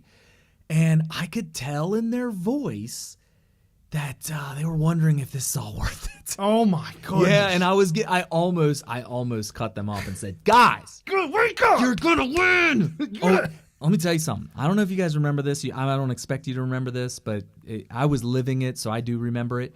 The week he came to Cincinnati and I drove the motorcade, that was a bad week. It was one of those. It was like the third week in a row where the left was like, Trump's worst week ever. And this was like 3 weeks of calling it his worst week ever. And I could tell they were down in the dumps. They were that Cincinnati rally was a turning point because 22,000 people showed up. Was that down there at the Coliseum? Downtown. That was the one that you went to and scoped with your family. Yeah, me and my daughters, we scoped around. We scoped at the very beginning. I actually stopped women, like beautiful young women, and then I chose older, seasoned women, especially with husbands. Mm-hmm. And I just flat out asked them. It was cool. I flat out asked them, so how do you feel about the whole grabbing the posse? What's going on with that? Wow. How do you feel about that? Yeah. A lot of them shook their heads. I don't believe it. Nah, it's crazy. Don't mean nothing. They didn't whatever. Care. They all shrugged it off. They did not care. That's why we needed Obama. We needed Obama for 8 years in order for people to be in enough pain about the status of America, right? To be able to let the dumb stuff go. We needed voters to let that dumb stuff go, and in the past they never would have. And by the way, a lot of people don't remember this. I actually was a little worried for Trump on the first primary debate. It was the first time he debated anywhere. He was doing stump speeches and stuff. Well, did all the reporters say, well, this is it, you can count him out on this one? Well, I remember Frank Luntz said, that's Luntz it. Did, yeah, You're going to see the end of Trump after today. I was just going strictly off of my own observation and my own analysis, and I was using my observed experiences from the campaigns of the past. And I remember thinking, wow, he's really coming off angry. He's doing this screaming, and he's just angry. And I said, I don't think that's going to fly. I don't think it's going to fly. I think you're going to see a dip in his poll numbers. We were also judging that and gauging that but by everything we've known in the past. That's what I mean. I was just basing it on everything that I've seen since, back in the Clinton days. I just felt like, that's just not what you normally see at these debates. You see a very measured response, very almost robotic, scripted. And he was emotional, and he was pointing and screaming into the camera, and I thought it was a little bit too. I just didn't think it was going to fly. Well, guess what? It turns out that people were so angry at what Obama has done. So angry. Literally. That they were happy. Angry. They were so happy that Trump conducted himself that way. Well, they were so angry with Bush, too. Yeah, the whole thing. They were so angry at everybody. 16 years of anger all built up. Well, some people were actually blaming Bush for Obama. Like his last couple of years, because he never fought back. No. He never fought back. It was 5 straight years. From 2003 through the end of 2008, it was a nonstop beating of the drum of hate Bush. Bush lied, people died, nonstop. And he never, ever responded. He was like, I got to hold the dignity of the office and blah, blah, blah. And it turns out that it worked. The propaganda worked on the people. They were unhappy with America. They were not unhappy with the Bush presidency. And they thought that, we're going to finally get our hope and change through the first black president. And what they failed to realize, they ignored the fact that he was a full-blown red diaper baby communist. Full-blown. Right. And that's why he was such a bad president. Not because he was black, Yes, because he was Democrat. It was because he was a communist. And communism fails every time it works, or every time it's tried. But we needed that in order to get Trump. We would not have gotten a President Trump without that. So it's kind of interesting. And it works out in the end because we have a president today that is doing the things necessary to erase the previous president, including possibly, we don't know yet, but possibly sending people to prison. Well, I mean, if he ordered an investigation into Hillary Clinton, he certainly could do that. Here's the reason why I don't really care too much. I think it would be good that justice gets served because I think it's important for Americans to see wrongdoers and lawbreakers get the just punishment that they deserve. And if it turns out that, and we know that Hillary did actually break laws, that it's important for us to see that those behaviors go punished. Because if not, you end up with a really disenfranchised public, right? Oh, absolutely. They're going to feel like... I mean, why do you think people were chanting, lock her up, lock her up? There's a reason. That's a campaign promise. Yes. He hasn't fulfilled that one yet, but he is very, very busy. He's busy, but I think it was one of the debates. I can't remember if it was the second one or the third one, where he lays into how he's going after her. Do you remember that? Yes, I did. He said, because you'd be in jail, that kind of stuff. So anyway, so now we're getting into the numbers, getting into Trump. Okay, you just heard what Obama said about the economy and joking and poking fun. Folks, remember that. Don't ever let that voice in what Obama stood for, what he was and what he did, what he said and what he acted upon. You could clearly, it was like transforming, going back 2 years. It was like the nightmares coming back all over again, listening to him talk. I didn't think I'd ever have to play him talking. But now that they're trying to attempt to hijack or to minimalize Donald Trump's economy by saying that this is Barack Obama, I really set him up. I really set Trump up real good, real good. Well, you hear the audio of Obama making fun of Trump, saying, I'm bringing back jobs, manufacturing jobs. 18,000 jobs brought back in the month of May. 18,000. And so, and Obama's beside himself, obviously. But here's the other soundbite, audio only, from Rush Limbaugh on the decade, the story of the decade. Story of the decade. How one guy came into the White House from outside the ruling class environs, enacted free market common sense reforms, flipped the economy on its head in a year. This is not the president that all of these experts in the media and the establishment wanted or expected. They're flabbergasted. We've run out of words to describe how good the jobs numbers are. New York Times. I can't believe that they said that. I have to admit, we're not surprised, but I am a little bit surprised at how fast and how much. Yeah, I'm shocked at how fast. I knew it was going to go up. We both said it. We said it's going to take 1 year. These policies put in place in 2017 will then, fruit will bear itself in 2018. Well, and there's a couple reasons why it's so fast and why it seems to be going with like increased momentum. And that is because Trump could never do this by himself. He can't just say, we're going to enact all these policies and then everything's going to just go crazy and go awesome and nobody's going to have anything to say about it. He can't do it himself. What happens, it's like this leading by example thing. He tells people what he would like to see America look like and how he's going to conduct himself in office and what he plans on doing, what his promises are. And the first initial reaction is wow, if this is true, the economy's going to go great. As a business owner, I need to start setting myself up for that. And so you end up with these business owners that start to get a little bit more aggressive, start looking to hire people to grow and to kind of get a leg up on their competition based on what they're hoping policies will be under Trump. Now, where does it go crazy? Where it goes crazy is where they start to see Trump follow through on promises.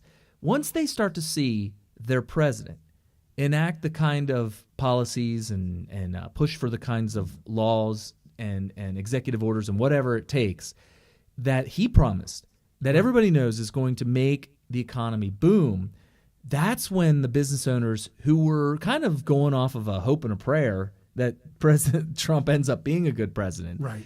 That's when they start to realize, oh my God, this is happening. In a world gone mad. This is going to happen.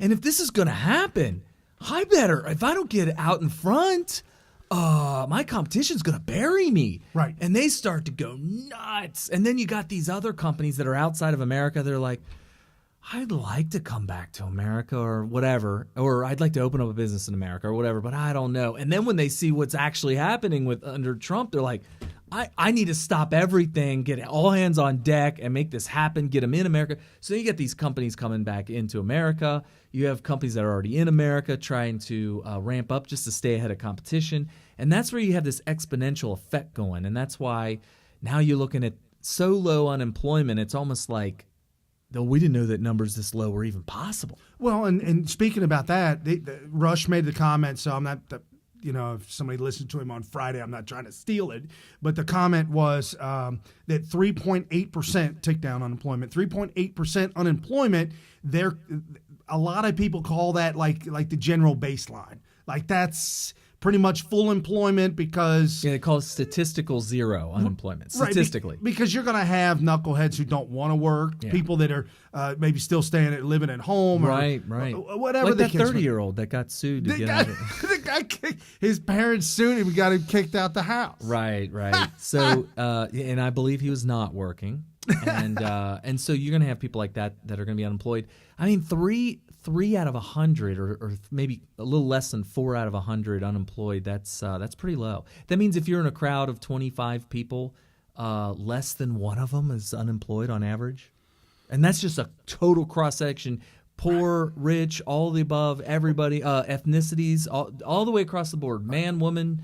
Even maybe down to 16. I don't know what the statistics go by. Like, do you have to be 18 or I don't know, or is it anybody over 16? Well, they're saying over 16. Oh wow, 16 over, yeah. Because I know a lot of school age kids, juniors and seniors in high school. A lot of them don't ever get jobs. No, and I don't know if you remember during Barack Obama's days, the unemployment for the black community, the black America, the folks in the inner cities skyrocketed under Obama. Wow. There was just no work to be had. Yeah. People raising minimum wages, so then McDonald's goes and changes it, says, okay, we're going all total automated. You order yourself at your own kiosk, and we don't even need these employees. The people shift and change, and with all the regulations and all the money that these companies had to spend during Barack Obama's reign, they had to cut it. They had to cut them out, and first people they get cut, minimum wage, first entry, low-skilled individuals. Yeah, remember Barack Obama talking about how we're just not going to have tellers anymore because it got replaced by the ATM. You know, that kind of stuff. Seriously, I mean, he was setting up a new paradigm. Like, listen, people, you're going to have to accept the fact that you're not going to be able to get work. I mean, that was the paradigm he was creating. You're going to have to accept the fact that, and by the way, in that town hall meeting, that it was a black man that asked Barack Obama, hey, I'm still worker, out of a job. Right. When are we getting these jobs back? For steel worker? And Obama said, hey, ain't coming back, but we gotta train you on the jobs that are coming in. And what did he suggest? Any or just training program, government training programs. Oh gosh, what was it? Was it Bernie Sanders? Somebody said we should have you just get hired by the government if you can't get a job. Yes, Bernie Sanders did say that, and ironically, that you mentioned Donald Trump has cut federal payroll. Oh yeah, 24,000 federal employees. That's a lot. Cut. Not only that, but I know because the run-up during Barack Obama, that's all he wanted was federal employees. I think Trump may be the only politician in my lifetime that has made it his policy to spend as little of the budget as possible and then just hold on to it for a surplus. Like give it back. Every politician I've ever heard of, all the way down to the tiniest little municipal level, is like, whoa, if we don't spend this, we lose it. And we know it. We got to spend this. In the machine shop that I was in the Air Force, we had a budget. And we had to spend every dime of that budget every single year. That's where you get the $130,000 toilet seat. And that's where you get a small machine shop of about, I think there might have been 10 of us. Okay. With 10 of the largest, biggest, most giant Snap-on toolboxes. And you told me that the cost of Snap-on tools for your average Joe is prohibitively expensive. Thousands of dollars for just a toolbox. Thousands. And then the level of tooling that we had so much tooling that if you just used a drill, a lot of people just throw it away. Oh, it was a disposable drill. Yeah, just get another drill. It's brand new. You don't need to sharpen that thing. We got 500 more in there. We got to use them up. Oh, you just use it for one fastener and throw it away. Throw it away. Get it done. One fastener. One fastener. I know how this works, and I talked with a good, close family member of ours. Okay. And he's into the budgeting office. Yeah, he says that. I said, why is this taking so long? He's like, yeah, that's what we're trying to cut down. And on how long it takes? Because it takes so long to get things done because there's so many different levels of the bureaucracy. Even for GE to get there was one, I don't know if it's GE or somebody, but they the bid for the job, everybody came in at like $500 million for the job. And one of the companies came in, say GE, and said, we'll do the job. Everybody was around $500 million. Mm-hmm. GE came in and said $250 million. Half of that. Half. Okay. They secured the budget. They done. You guys won. Okay, good. First week, they submitted a document that is a legal document within the government. Okay. They filled out another form and said, we had a small accounting error. We will be at $500 million. Oh, that is so scandalous. That's scandalous. You should be like... He says that happens all the time. So you just lowball the hell out of it, and then you get it, and then you come back and say, oh, yeah, I was just kidding, man. Hey, them was jokes, man. Yeah, it's going to really be way more than that, way more than that. Them were just jokes? Not only that, but part of the money that they have it comes from the government.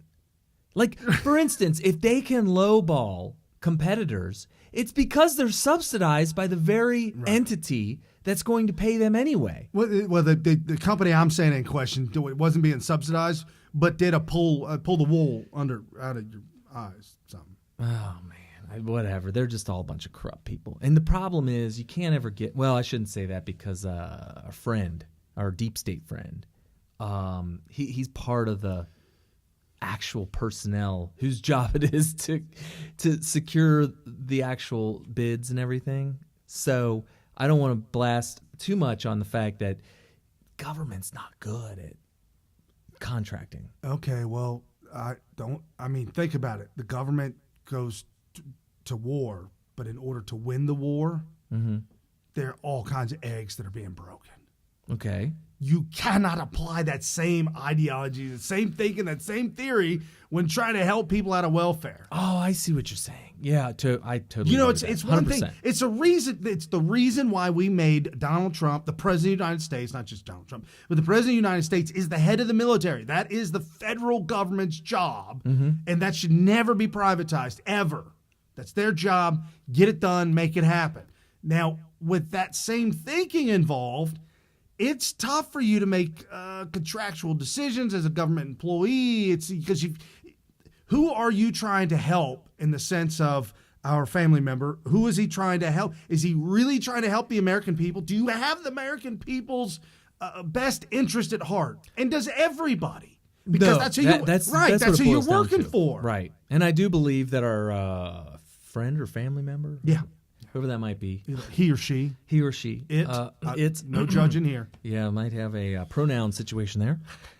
Gender fluid, maybe. He might be upset if he hears that. Oh, it's she. Anyway, I know that this person has our best interest, the taxpayer. I really do. I believe so. Well, this individual's a good person when it comes to that kind of thing. Yes, just naturally. I think that the head's screwed on straight there. but I would say that that's an exception, not the rule. Right. I care. Well, some of the folks that he's talked about, that he's worked for in the past. Oh my goodness. Yeah. And would never be fired. Never. Isn't it hard to maintain discipline when you have a blank check? I mean, there might be some accounting, like if your boss is like, "Whoa, I don't want you spending that much on that contract." There might be some, whatever. Well, not only that, but using your same theory, blank checks tend to attract folks who like to spend blank checks. Oh, that was the firefighter, the arsonist firefighter theory. Yes, it attracts the wrong person. Imagine the power I get to have if I could write a blank check. And imagine my brother. He's in that business. I could get them all in I there. might be able to sign the check for him. Oh, James Comey's brother was a CPA for the Clinton Foundation, then opened up a construction company and did nothing but government renovations of all government buildings through Barack Obama. Wow. And he wasn't even in the construction business. No, he's a CPA for the Clintons. Oh, wow. Come on, man. Playing middleman. Oh, Right. I could subcontract it. Wait, what do you do? I need somebody to build this skyscraper over here for government building in D.C. Do you have any contracting experience? Well, Yeah, I got a lot of people. That I got these subs. I got this thing called a phone. Yeah, I got the phone. I could call them up. I got a phone and a pen. Oh goodness. Anyway, So the month of May, folks, the month of May, they was expected to add 188,000 jobs in the month of May. That's what was expected. 50,000 extra blowout. It was 223,000. May be revised, may not be, whatever the case is. That's the numbers that are out. Donald Trump tweeted out early in the morning, "Oh, man, can't wait for these jobs numbers to come out." And the mainstream media is taking that as he did something criminal. It's a crime because you're tipping off businesses on what they should do. And it's insider trading. Only politicians are allowed insider trading. And we're not allowed to tell, like, the low-life people that run businesses about that stuff. So they ran with that, trying to derail him, and it was just mud in their eye. It continues to make them look the fool again and again and again. So big numbers. This by Fox News. Way above expectations, 3.8% unemployment.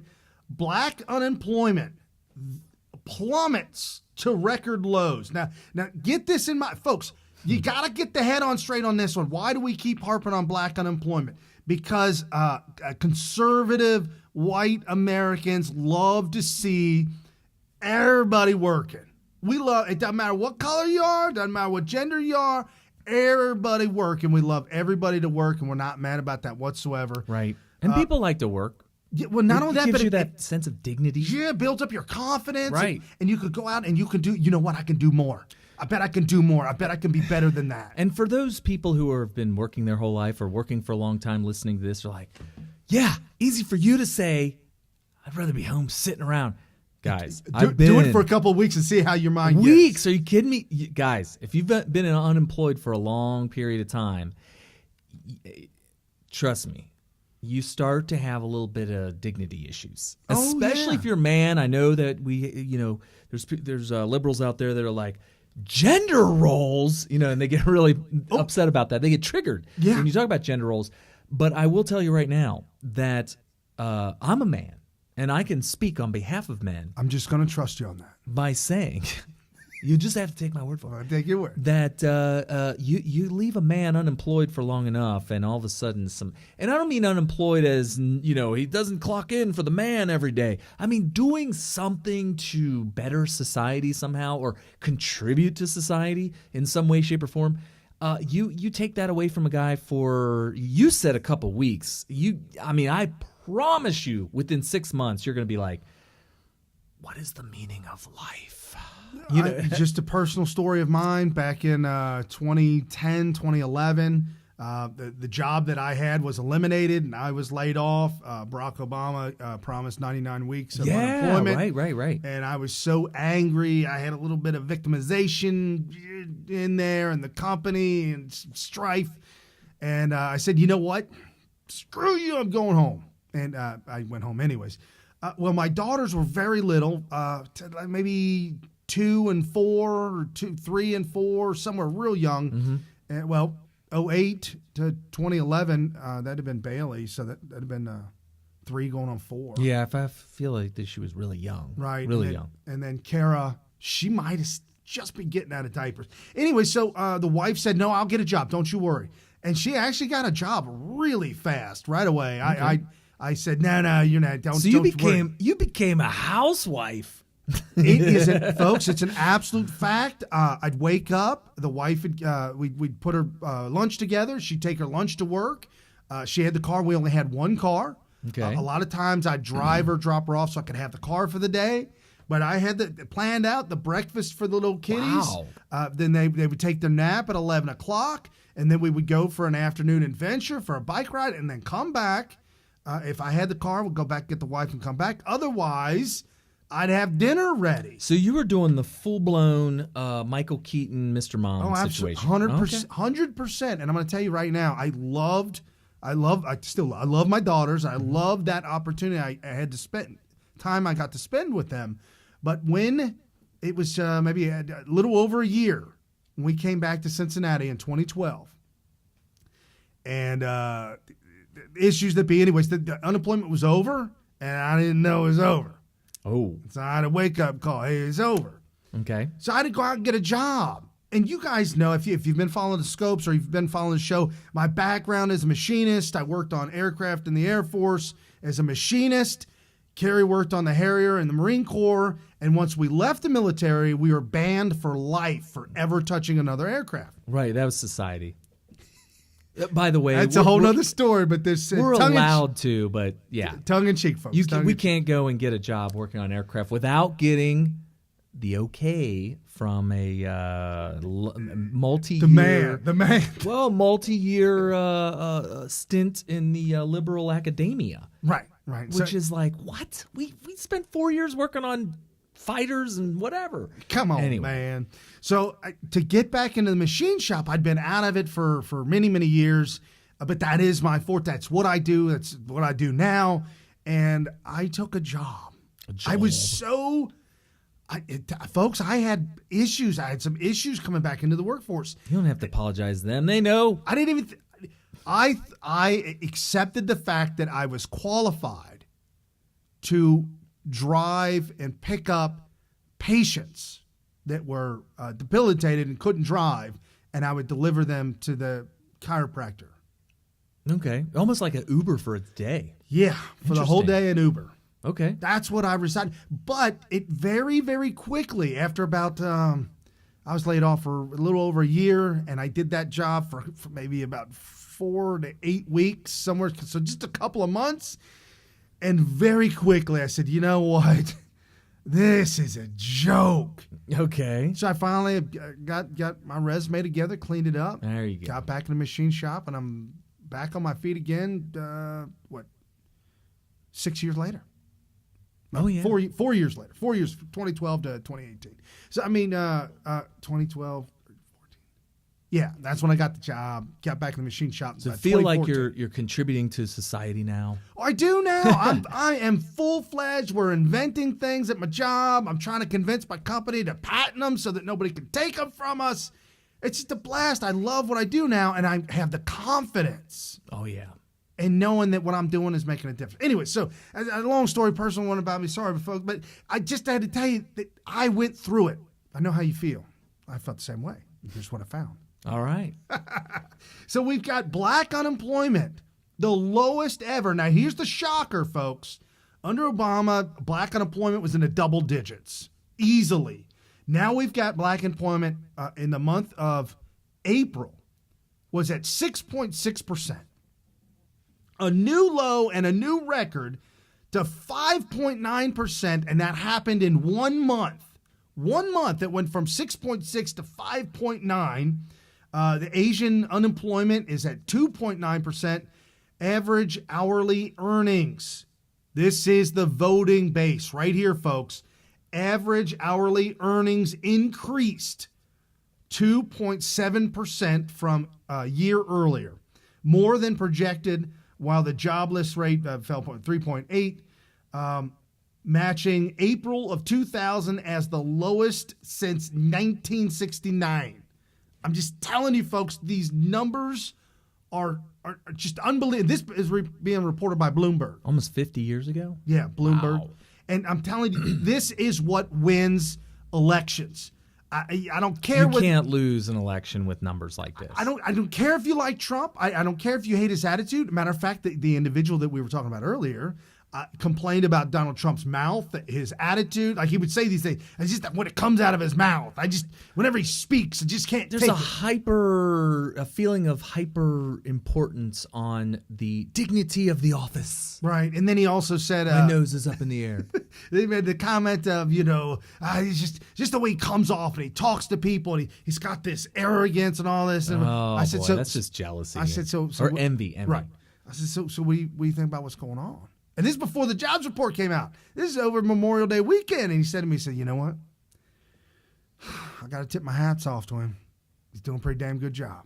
Well, he's making a lot of money, this person we're talking about. This individual we're talking about in the market. A lot of money from, market. Stocks. Stocks were going up. My dad is heavily involved in the stock market, and he's just beside himself. He's like, wow, this is a boondoggle. So. And this is awesome. This is where people see these things and they get excited. They're back to work. The women who either work or stay at home, take care of the kiddies, whatever that be, they're excited because they can see more of the paycheck that their husband's bringing home. They're able to buy things, able to do things, able to plan more, to get out, enjoy more, maybe buy a second car. I'm telling you, these are the things that people feel and see, and it supersedes all the rhetoric of all the BS that the Democrats have. And the Democrats, what do the Democrats have? This is the Democrat campaign. Oh, wow. That's the new Democrat campaign slogan, stronger together, as Nancy Pelosi hugs a tattooed head and face and bodied MS-13 gang member. Yeah. Oh, my gosh. If you want to know, these aren't just your Bloods and Crips style gangs. These guys are absolute full-blown terrorists. They, Donald Trump referred to them as an animal. Yes. Or animals, I should say. And the thing is their behavior is way worse than any animal I know of. I mean, I guess if you were somewhere where large predators like, the cats of prey in the African desert or whatever, the plains where you could actually get mauled by a lion, maybe you're a little bit more at risk of life and limb in that circumstance, but generally you don't want to be caught out unprotected where MS-13 is out and about, because the stuff that you will have done to you is right on par with what would happen to you if a lion got a hold of you. Because, it's like torture and stuff. Oh, anyway.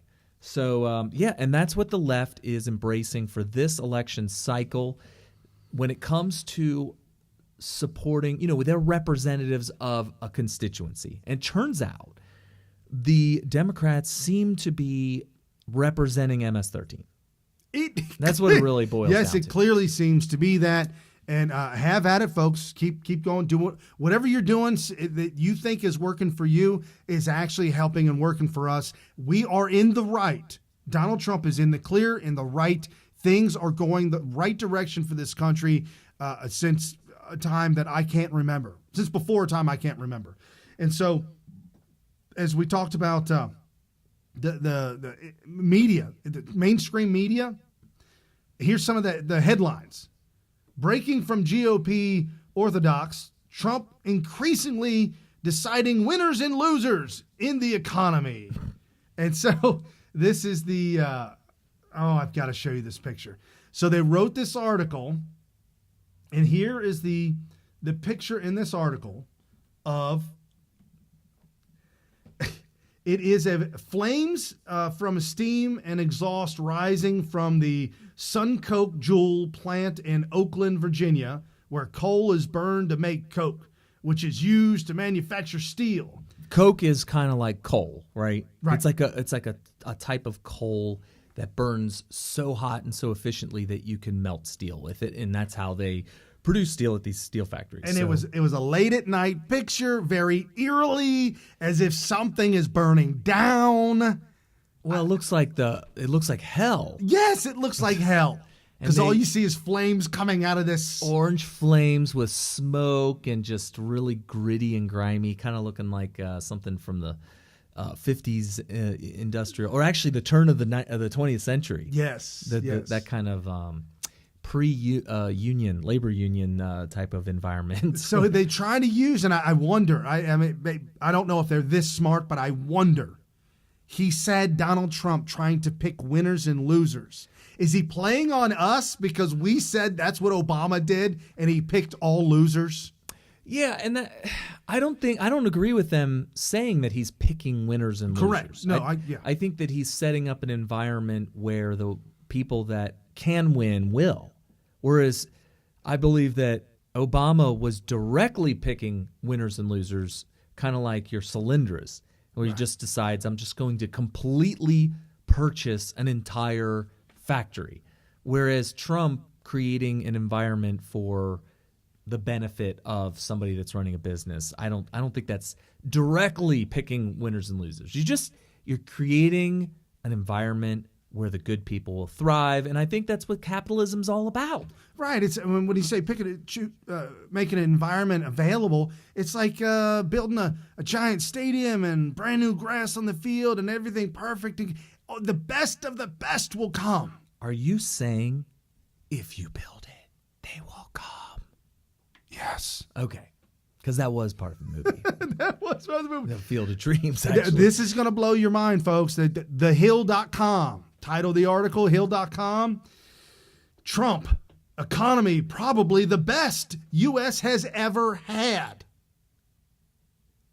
Well, yeah. I mean, is it possible that it could have been better at some time? So they quote Trump. They make that the headline, the title. They quote Trump by saying probably the best the U.S. has ever had, which I love the fact that they made that the headline, the title. And then can't really refute much of it when you get into it. Well, it's interesting that I have some family members that don't shy away from talking about their childhood. Oh, good. And I always thought, based on my own observations from like movies and shows and cartoons or whatnot, that I thought that the 50s was like the best generation of anybody's lifetime that was alive when I was alive, right? Because it was the end of World War II, and with the spoils of war and the win, you get the big victory, and so times were great in America in the 50s. Well, I mean, it turns out that some of my older baby boomer family members have said that the 60s, nothing could touch the 60s. And it's interesting that you said that unemployment was its lowest since, did you say 1969? There's some numbers that they go all the way back to 69 that have never been touched. Right, and if you, I think CNN's been doing documentaries lately, and they're good as far as entertainment purposes, and there is a lot of good information in there, but you have to have a very discerning, you have to process it yourself and come to your own. Well, because it's chock full of very subtle propaganda. So as long as you recognize it and you discard the propaganda, I think it's worth watching for me. But anyway, they have this new documentary called 1968. Okay. And it's 4 2-hour episodes. And one's called winter, then one's called spring, one's called summer, and one's called fall. And that's... Wow. Yeah. And, it's all horrible. It's RFK getting assassinated. Martin Luther King gets assassinated. It was a really 68 was a rough year. Rough year. Damn. That was the year that brought on Ashbury Hate Ashbury. Is it Hate Ashbury, where the hippies came out. It was because of the crazy turmoil, and the baby boomers were going nuts and causing ruckus, and there was rioting and all this kind of crazy stuff in 68. Well, they said that 68 was the first year that just caused America to pretty much from 68 until Ronald Reagan got elected, it was all downhill. Wow. But according to people that have told me that lived through that era, pretty much the entire decade of the 60s, up till 68 when everything went to hell in a handbasket, that was an awesome decade. I believe that people are going to forget all about that when Trump's presidency's over. I think it's gonna be the teens are going to be the decade. Was it the late teens and early 20s will be the boom era for America? That's funny that you say Ronald Reagan, because I remember I think it was Governor Jerry Brown's father. Okay, I made the comment that it's like royalty. Yeah, well, I made a comment that Jerry Brown had been governor before. It was his father that was governor. Okay, and, I know you've said that before. And they had to run him out. Okay, of so office. It wasn't the same person. However, his father. Okay, his father, Jerry Brown himself, and his sister, all communist, all socialist, all into politics, all incestuous, like that. And Reagan took the governorship of California in 1967. Interesting. So that might have been a turning point for California. And then 68, and then a turning point. It took him, what, another decade to come into the presidency. Okay. So I could definitely see that. But yeah, no, I'm very excited. Folks, you know, if you listen to the show, I am pro-capitalism in the sense I am so far capitalist, laissez-faire, hands-off, that if you are a business owner of a restaurant and you wish to put a sign in the window that says whites only or blacks only, if that's what you choose to do, I believe there should be no law for you to be and tell the world how stupid you are.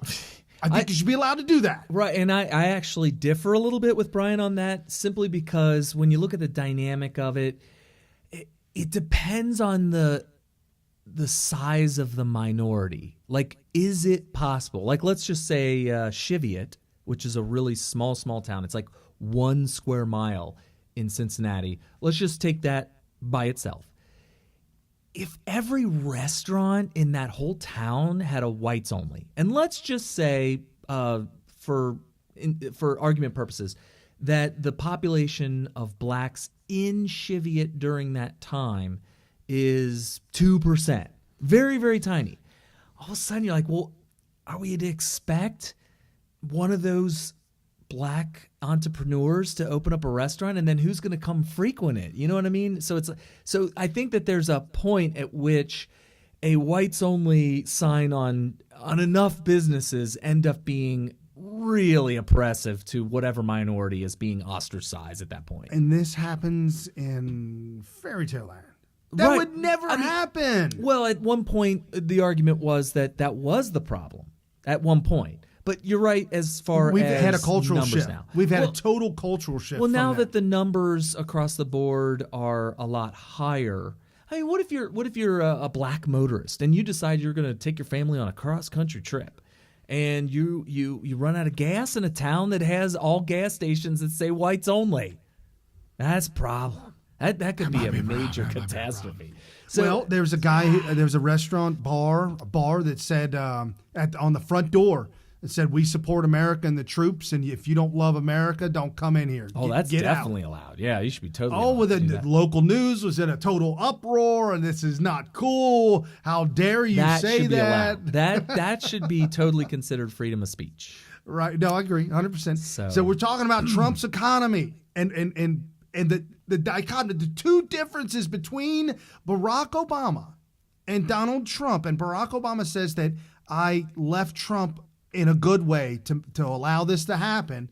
In a sense, he did not, because his idea, if Trump did exactly what Obama wanted him to do,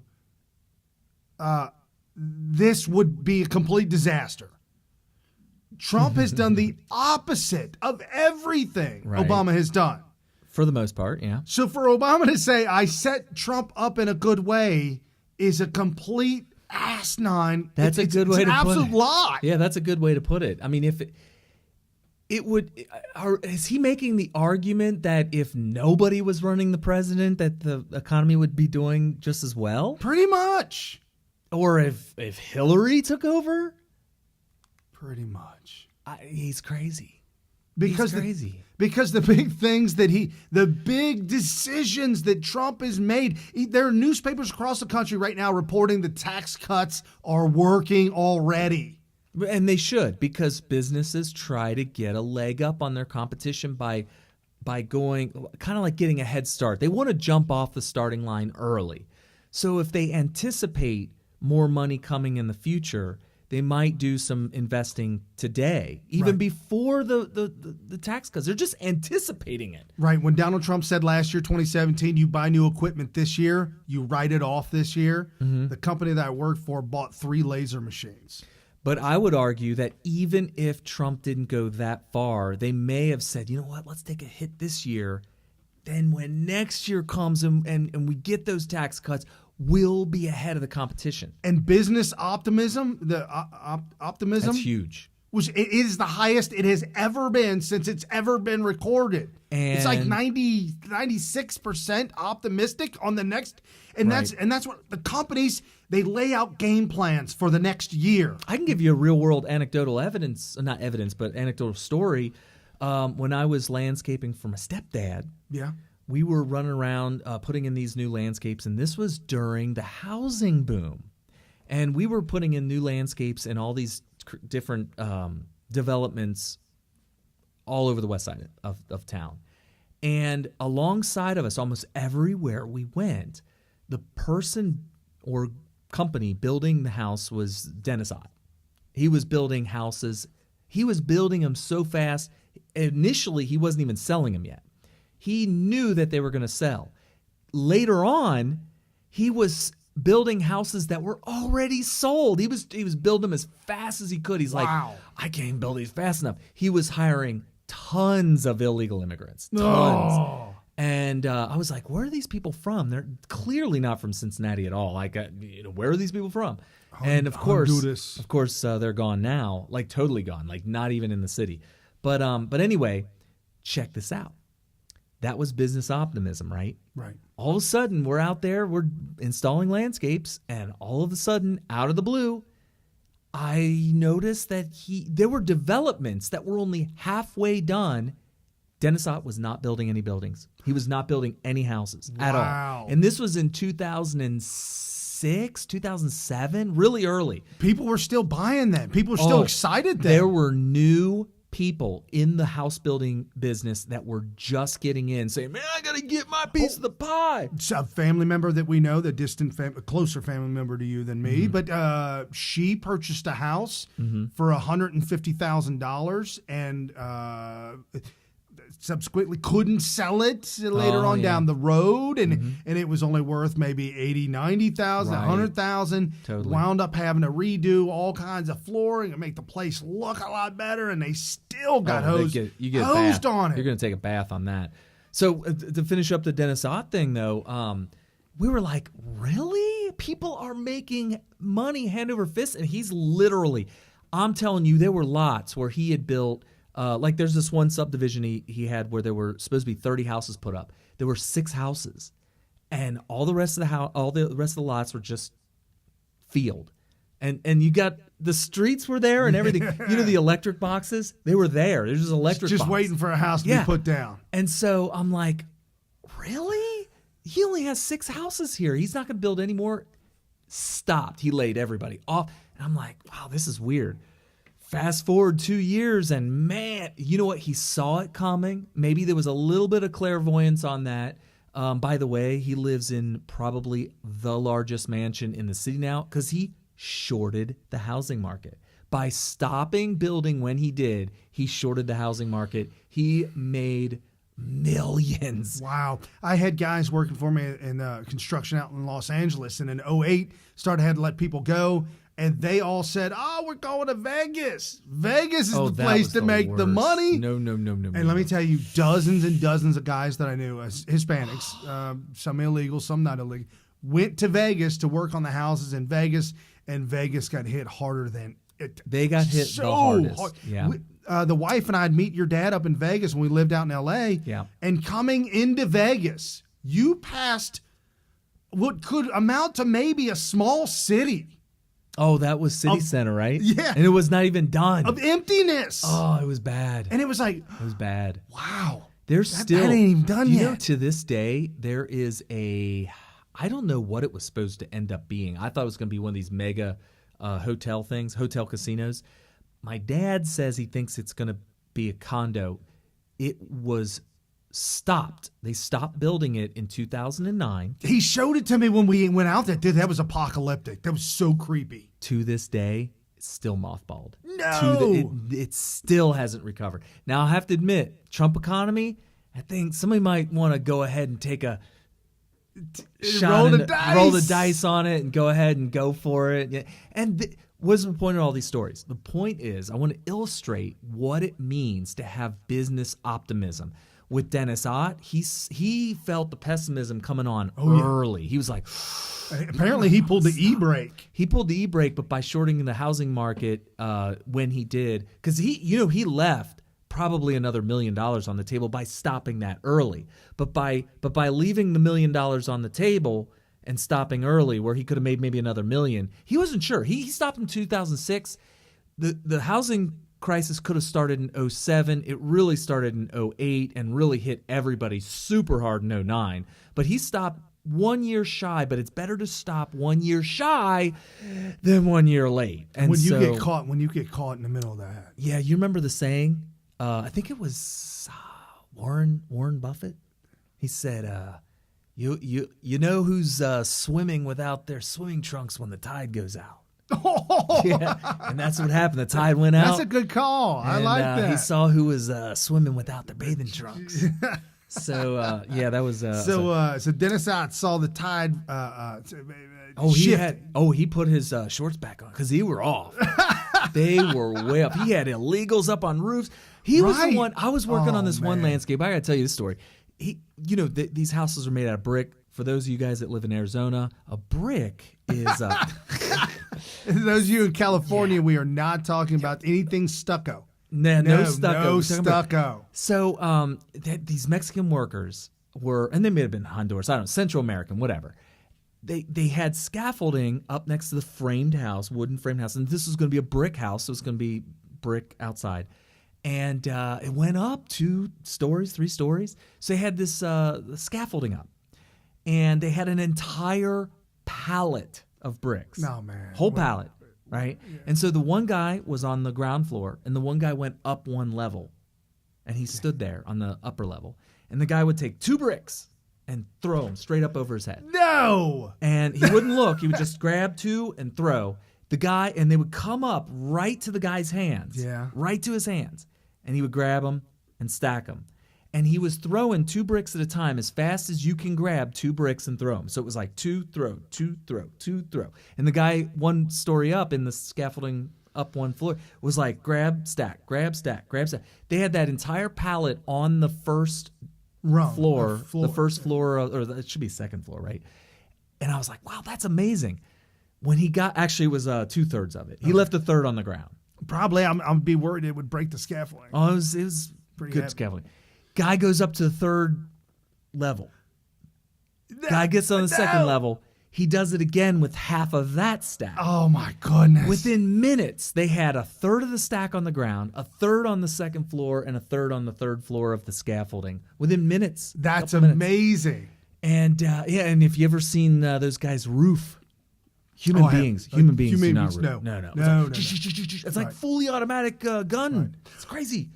Oh, before I forget, just on that note, I'm not switching topics. We're going to finish up the Trump economy. Before I forget. Yeah, we're in the 3rd hour, by the way. There was an argument made to Tucker Carlson, and Tucker didn't catch this, that a Democrat running for office said that these automatic weapons, they're just like a fully automatic nail gun.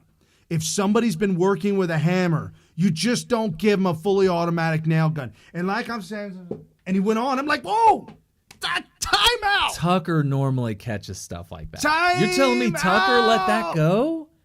Gary, I know you have a hell of a nail gun because I've used it. It's the fuel cell one. The one that you don't plug it in. You don't put an air hose on it. It's the fuel cell. I had multiple air guns. out in L.A. in construction, whether it be a brad nailer or a nail gun, what framing nail, whatever it be, Carrie, what class, what instructional video, what person sat you down and taught you how to use a nail gun? Nobody. I think there So may how have did you been- successfully There may have- transition from a hammer to a nail? Carrie, we can't have people transitioning from baseball bats and knives to guns. We just can't have that, Carrie. They don't know how. Yeah, I think there may have been some paper that said make sure you do this to get it to operate properly.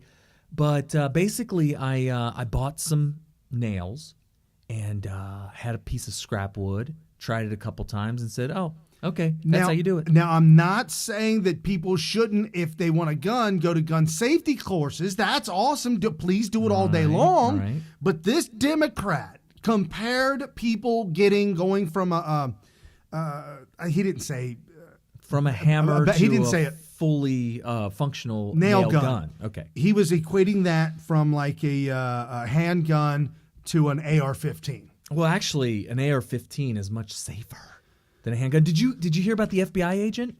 Oh, I'm so mad. I should have sent you the video. Oh, no, I got the video. Oh, I saw that, dumbass. Sorry, The folks. FBI agent. You I saw it? saw that. So I guess we'll have to describe it verbally since you don't have it hooked up, or no? I'll just describe it. So, you know what we do on Saturdays? Sometimes we go and party. Could be at a wedding. Could be at the club. Whatever. But, you know, people party on Saturdays. Well, apparently so do FBI agents. Oh, you got it. Apparently he do. Oh, rewind it to the beginning.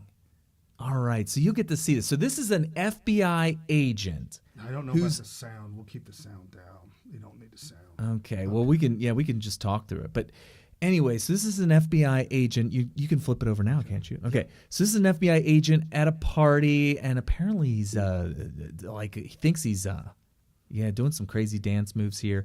Now watch what happens here. He's Getting jiggy does with it. a backflip. His gun falls out, and when he goes to pick it up, it fires. Did you see that? Yep, I saw it fire. It hit. So stop and rewind it real quick so we can. Well, actually, you can just hit the. Just there you go. So this is a FBI agent who is armed, and he's at a party. Now there's the gun. You see, he did the backflip. During the backflip, his gun flew out. Which, by the way, what kind of holster do you have that causes your gun to fly out on a backflip? It's stuck. It's in the back of his pants. Okay, so that's problem number one. It's not even in a holster. It's in his pants. Okay, well, that's problem number one. Okay, so the gun comes out. Right there. Now, he reaches down to grab it quickly, which right off the bat, it's like, what are you so insecure about? If you're an FBI agent, sometimes you're going to be armed. Why it's flying out is question number one. But then he grabs it quickly as if he needs to, as if maybe I can grab it before anybody. Now, watch when Brian presses play here. You're going to see it, the muzzle flash. Yeah, right there. It actually fires. So when he reached down to grab that, he grabbed it by the trigger, apparently. Now, it looks like all is fine, but actually he did hit somebody. Yes, reportedly the man is safe and will live, but he did hit a man. Yeah, it looks like based on the way the gun was oriented, he probably would have shot somebody either in the leg or the foot. Probably. Because it was laying flat. As soon as he grabbed it, it fired immediately. He kind of walked off like, sorry. He threw his hands in the air. Didn't mean to do that. We're all good. Everybody's good. Sorry about that. And I'm just like, what a moron. Guys, as our good friend and producer, oh yeah, Mr. Producer? Mr. Producer. Or is it Mr. Is it Mr. Yeah, Vanessa? Mr. Producer. Is it, that's your wife is Mr. Producer. Mr. Moderator. Moderator. As Mr. Moderator has said, this is not making us look good. No. And it was her that said that, right? That said, this is not making us look good? Sure. Okay. Maybe it was her. If it was, all credit to you. Bessie tweets. The thing is you have to, I believe it was her because I said, with freedom to bear arms comes great responsibility. Absolutely, 100%. What is this? First of all, if you're armed and you think that it's going to create a situation if you do tumbling, you might want to gymnastics. you might want to avoid. Or if you're going to do the gymnastics, why don't you go ahead and stow that firearm somewhere else other than your persons? Or if you do have a holster, or if you do have if you're bearing arms, make sure that it's properly stowed away. It looked like a 9mm where you actually had to rack it. Well, not in that case. That was definitely a chambered round. Yes. Why would you have a chambered round? Well, I've got a 9mm, and I don't. I think cops are required. I think they're required to have one chambered. Really? Because I never chamber a round ever. Well, yeah, you wouldn't. And I'm gonna be honest with you. If I had a handgun, and I don't even have a handgun, I got the AR-15, and that's it. I'm not chambering around. At least you think it's an AR-15. It might be something else. Yeah, it's an AR-15. No, we're not sure what it is. Why wouldn't you be sure? Oh, you don't want the government knowing that? Well, the government... damn it. I'm just playing, folks. It's all good. We ain't doxing Carrie. Even the AR-15, the only time I'm chambering around is when the muzzle is pointed down a firing range. Okay, yeah. I'm not cocking the bolt back until I'm ready to fire for the most part. Right. No, but absolutely. it also has the big switch on it that lets you put on safe. Now, I'm aware that there's some handguns out there that have a weird safety. I actually did fire a .45 where the safety is right here. No. Oh, yeah. When you grab onto the pistol grip, you're depressing a button. It's a button that's shaped like this, so when you put your hand on it, it depresses it, and that takes the safety off. Oh. So if you're holding it like this, the safety's off. Well, but so every time I'm holding it, the safety's automatically off? Yeah. But well, as long as you're squeezing it. Little bit. You only needed to have a teeny bit of pressure. The two guns that I have, the one that's a 38 and one that's 9, both of them are very similar, and it's the thumb latch on the side. Okay. You literally have to, and all it does is it locks it, the barrel from being, or the thing from being. Well, just to let you know, we have firearm safety rules that we learned in the Marine Corps that I believe that if everybody were to adhere to, nobody would ever get shot accidentally, or you would never shoot somebody on purpose that you didn't mean to shoot.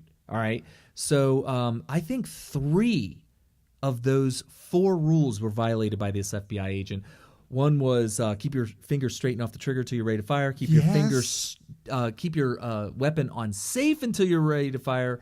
And the one is treat every weapon as if it were loaded. I don't necessarily think that he treated it as if it were not loaded. That would be like looking down the barrel. And you only look down the barrel and if you think something's in there. Or pointed at somebody like, what? It ain't loaded, man. It ain't loaded.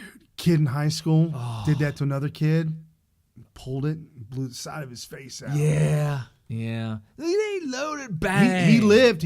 I've seen him recently, 20 years later. He's still got that whole side of his neck that's like melted skin. Oh, the grafting. The grafting. Oh, my God. It's entirely rebuilt jaw and everything. Yeah, but Mr. Moderator said that she has a Glock 19.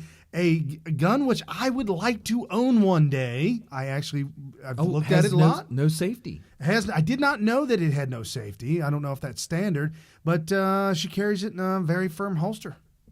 Good for you. Well, she said she doesn't do gymnastics, but you never know when you're dancing with a man that really knows what he's doing. He could flip you. Yeah. You ever see that in dancing where they do? I have. That's crazy nonsense. The 50s dances with the poodle skirts. It's craziness. Guns flailing around everywhere. Vanessa would have guns flying in every direction. Bullets going everywhere. My goodness. Wow. Whew. Anyway, so let's wrap this up real quick. We're all done with this. This by investors.com. Bad news for Dems. Household income hits all-time high under Trump, and he's getting credit for it. Yeah, the article was that. Literally, the article was to bash Trump. But they're making fun of the Democrats, trying to get them to do something, saying, yo, Democrats, he's getting credit for this. What's wrong with you guys? You guys are really dropping the ball, letting him get credit for that. Yep. So median household income has been steadily increasing under Trump, rising from $59,000 in January 2017 to 61,000 last month, according to Sittner Research, which tracks income on a monthly basis using census data. This also means that household income is now higher than it's been in at least 50 years with adjusting for inflation. I believe that. That makes sense. New milestones in jobs reports signal a bustling economy. New York Times? What? New York Times? And this was something I just threw in there real quick. I don't know if you guys have been watching world news or anything. Did you hear about what's going on in Italy? Italy? Yeah, No. over in Italy.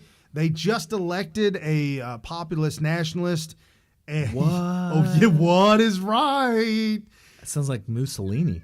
No, it's like a Trump. Okay. He was a nationalist and a populist? Yeah. Yeah, that's Mussolini. Mussolini was a dictator socialist and got hung out to dry. Yeah, you know why? Because he decided, and he did this out of fear for his own country's safety, he decided to align with Germany. Yeah, Hitler absolutely loved Mussolini and thought so much of him until he started hanging out with him and realized, wow, I got so much over this guy. Even though Mussolini was a nationalist, but it's a fascist. His government was what you would say is the definition of fascism. I mean, he kind of invented it for the most part. It was the first fascist government for the most part. And what is fascism? It's like an authoritarian where you're kind of kept in your place by a ruler is fascism, which is why the Democrats are the fascists today. Right, So, absolutely. anyway. But so this is what's going on in Italy. They're also revolting against the euro dollar. They're revolting against the European Union. And what was it? Wow, that's almost like a Brexit type thing. Oh, and the markets. That's why I put this in here, because the markets are going up. In Italy, the markets are favoring this new guy who's kind of like a Trump effect. Okay. Kind of like a Brexit. All right. And Brexit and now Italy revolting against the EU, the European Union, with their power grip and their power hold. It was all to take every nation in Europe and redistribute all the nation's wealth to whoever they wanted to go to. Pretty much means Germany gets host. Yeah, paying for everybody. Yeah, if you're in Germany, you got to be hating it. Just hating it. Right. Anyway, so we've got some great things going on. And then this was news this week, where Trump had a meeting with Kim Jong-un's boy, one of his guys, and Trump said, yeah, it's back on. Summit is on June 12th. We're going to get together. I did call it off, but they started answering the phone on a regular basis. This kind of reminds me of, when you're dating that girl and you need to play hard to get. Right. So you walk away. Yeah. And all of a sudden she's like, wait a minute, we could try to work this out. And you're like, yeah, that's what I'm talking about. Immediately. I don't know if Kim took to the Twitter or he was quick. No, please. He felt it slipping through his fingers. He went out of his way to make this work. He said, anywhere, anytime, you name the place. Anywhere, I'll be there. I'm sorry. I'm so sorry. Yeah, John Bolton singing in the background. John Bolton. I mean, Michael Bolton. Hey, if John Bolton was singing in the background, I could totally see that. With his push broom. Oh, man. That push broom he's got. Oh, my gosh. Anyway, so. It's the janitor from the Pink Panther. He had that big nose and he had the big push broom mustache that covered his whole mouth. Yeah, that is John Bolton. You don't even see what his mouth looks like. Anyway. So, and then we got the Russian hoax probe. I guess you guys might have heard about that this week. The numbers on that. Did you hear about the numbers? On the Russia hoax probe. Oh, yeah, 17 million. You put 17 million. Before the official number came out, somebody was kicking around 20 million, which, by the way, is not that far off from what the actual price was. So that was a pretty good guess, whoever came up with the 20 million. And why? Why are we doing this? And when it comes to Democrats and the deep state allies, it's like how you said an open check. Well, there's the open check, but also regardless of what the price was going to end up being or is going to end up being, it probably will definitely go over $20 million. It's like we will spare no expense to reverse what happened in 2016. Right, at all cost. It's so we sad. can't spend money fast enough to redo. Un-American. Yes, 100% un-American. The report there was a report that had to be filed, and they filed the report, the yearly report. The report indicates that the SCO, the Special Counsel's Office, spent $4.5 million in the period from October of 2017 to March, the end of March in 2018. While the Department of Justice helped out, and they spent money, the DOJ spent money to help Mueller, they spent $5.4 million in the same time frame, and yielding a total of $9.982 million, almost $10 million in 6 months.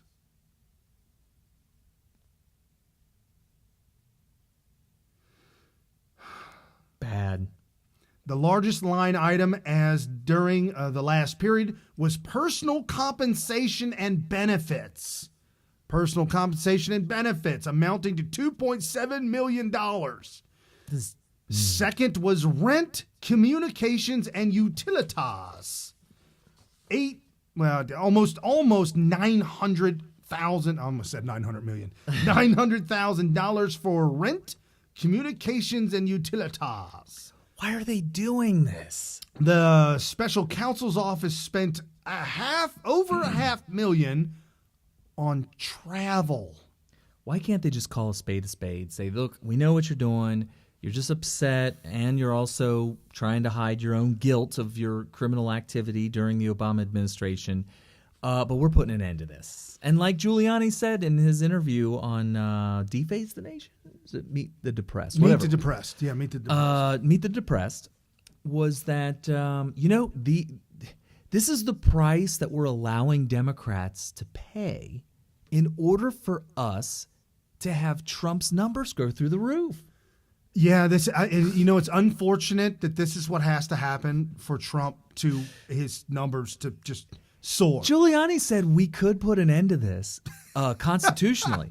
But number one, it's going to be challenged, and then we're going to have an opinion of a court, which we don't even need to do. Right. And number two, all that the numbers that have been increasing for Trump are going to reverse, and it's going to cause his numbers to go down. So why not just let them spend their $20 million? And it's almost like $20 million worth of ads for Trump. Fair enough. Really, it's sad. Sad to say. But the economy is booming so well that hopefully we'll absorb this and get rid of this. But the over $500,000, over $500,000 on travel, the vast majority of which was spent temporary duty relocation of Department of Justice employees to detail to the Special Counsel's Office. So if you live in Cincinnati and you're working on this case, you're going to get a temporary duty relocation to the SCO, which is the Special Counsel's Office, for the duration of this investigation. Yeah, you'll get, the relocation of DOJ employees. Say you need some assistance. They will send you DOJ employees to work with you out of the Hyatt Regency because that's look, or whatever it costs, whatever in moving costs, closing costs, whatever, to literally move from whatever city you live in to wherever the Special Counsel Office city is, which I'm assuming is D.C. Right. That's just crazy. Look, $2.7 million in rent. Yeah, that's probably Hyatt Regency. The hell you renting? I feel like they got an under-the-table deal with some not manufacturers, but owners of hotel chains and whatnot. With the renting out whole hotels? Well, no, I'm just saying that you're giving them business by having them come and stay at your place. I don't think you're getting a deal if you just spent $2.7 million in 6 months. What's not a deal? I mean, they have a blank check. I mean, what are they worried they're going to run out of money? Seriously. Apparently not. So the total bill's up close to over $17 million.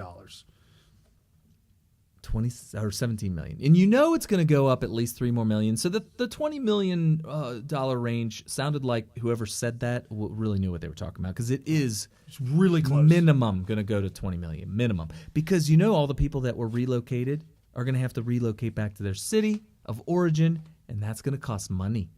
And they're going to pay for that. They're going to reimburse them for all that. Costs a lot of money. Wow. So racism in America. Racism comes home to America. Thank you. I'm so glad that you're bringing this up, because I tweeted out a very rare controversial tweet. Normally, I tweet out things that nobody is going to bat an eye at, except for your triggered liberals. But I had a controversial tweet today where some right-wingers, some Trump supporters were like, Carrie, what are you talking about here? Yeah. And it involves racism. Is that the one that... Well, Scott Adams replied to the initial one. And then... there it is right there. Yeah, so... well, I ended up having to... I have to explain myself on the show. There was a follow-up question, so... Anyway, so what were you going to say? Is this what it's about? So Roseanne. Yeah, we're talking about it. All right. So racism in America. Democrats desperate to bring back racism because it's the only way that they can hold on to what base they have left in their mind, because they felt that, and that's really strange. I spoke with he's a retired union worker, black old man, black old guy, who's now security at the company I work at, and he's wealthy. He says he does this just to get out of the house. He's part-time. He's a happy-go-lucky old guy. And I was talking to him the other day, and I said, hey,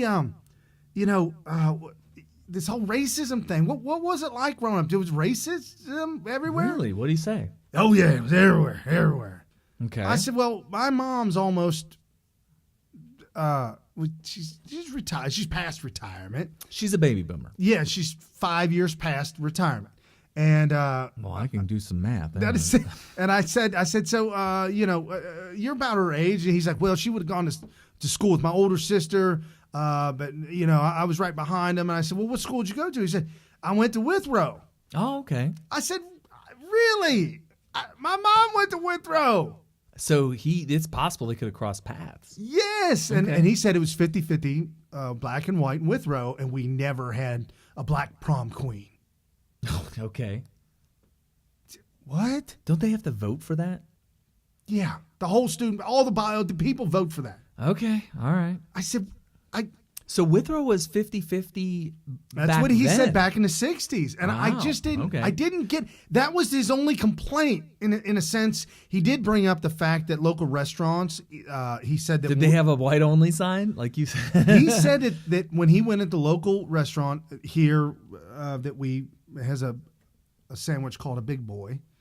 Okay. Mm-hmm. That he said when he went there that they would escort them and have to sit in the back.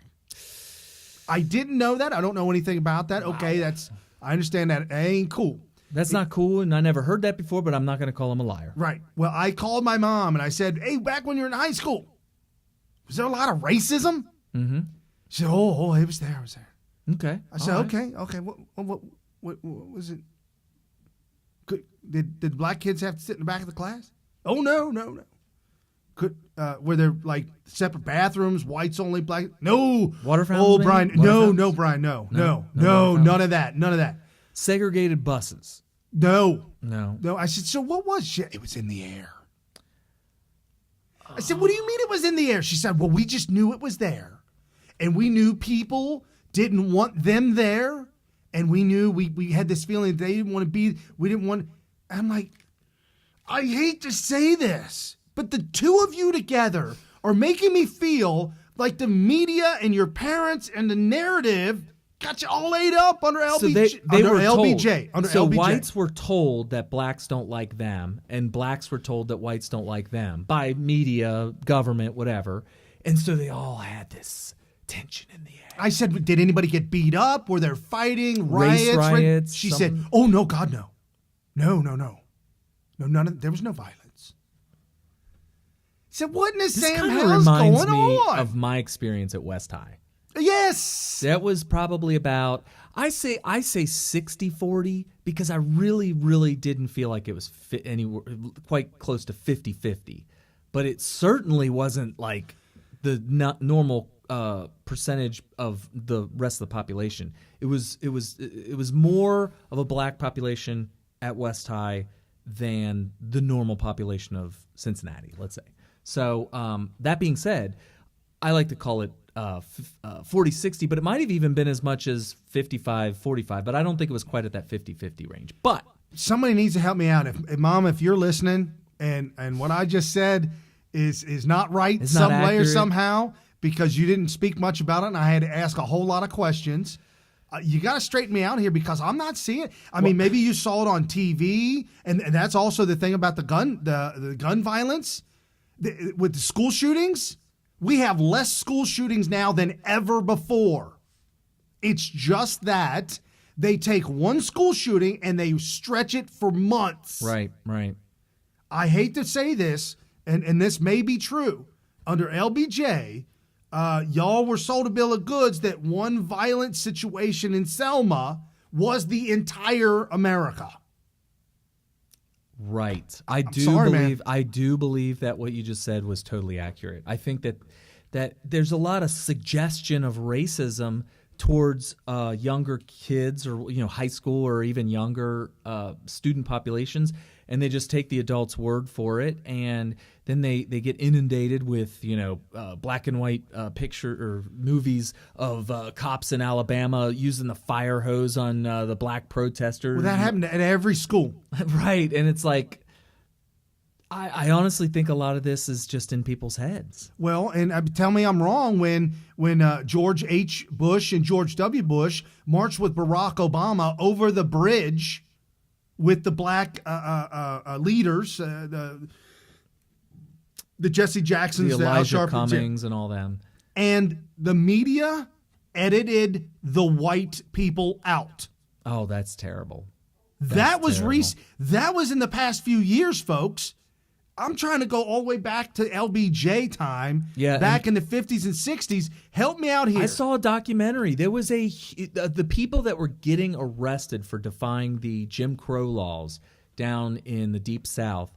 A large percentage of them were actually white. They were white Northerners who decided they've had enough of this and they're going to go march alongside with the black protesters, and they were all getting arrested. The documentary actually pointed this out. They even showed the mug shots in the documentary, and I think it was a special on Selma.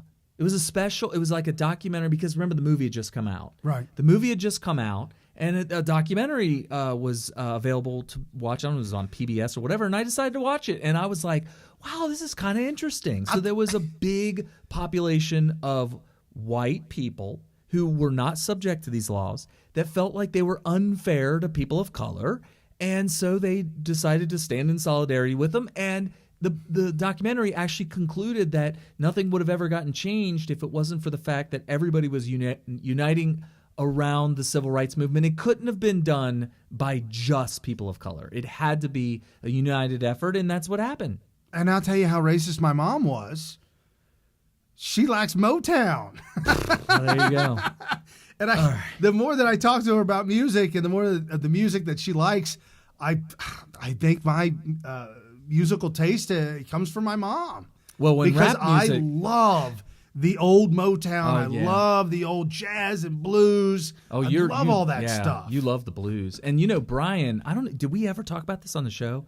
I think it's fascinating how you found it. Well, we both found it fascinating, but I really didn't know much about it until you pointed out to me that blues sound that we hear in like Led Zeppelin and rock and roll in general was being played in the 30s and early 40s and whatnot in the South by black people in the street. I talk about Google that one, Robert Johnson. Yeah, Robert I Johnson. like, Google wow. that one. I think it was you that actually played for me a clip from the 30s of just some black guy playing blues, rock and roll, whatever. And it sounded exactly, almost ripped chord for chord, note by note, as something you would hear Led Zeppelin play. The song is called the already. The song is called Hangman. If you ever hear Led Zeppelin, it's a phenomenal song, Hangman. Save me from the gallows pole. Yeah.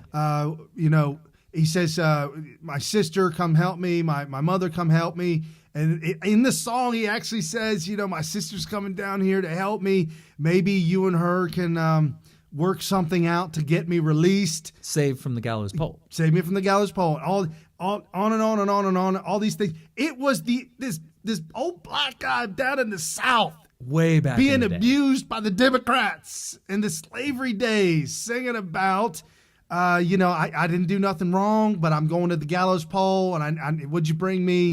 Save me from the gallows pole. And Zeppelin took that, and he heard it and decided to cover it. It was like a cover song. Yeah, but he took it as his own, and when Jimmy Page gets on the strings, it's just.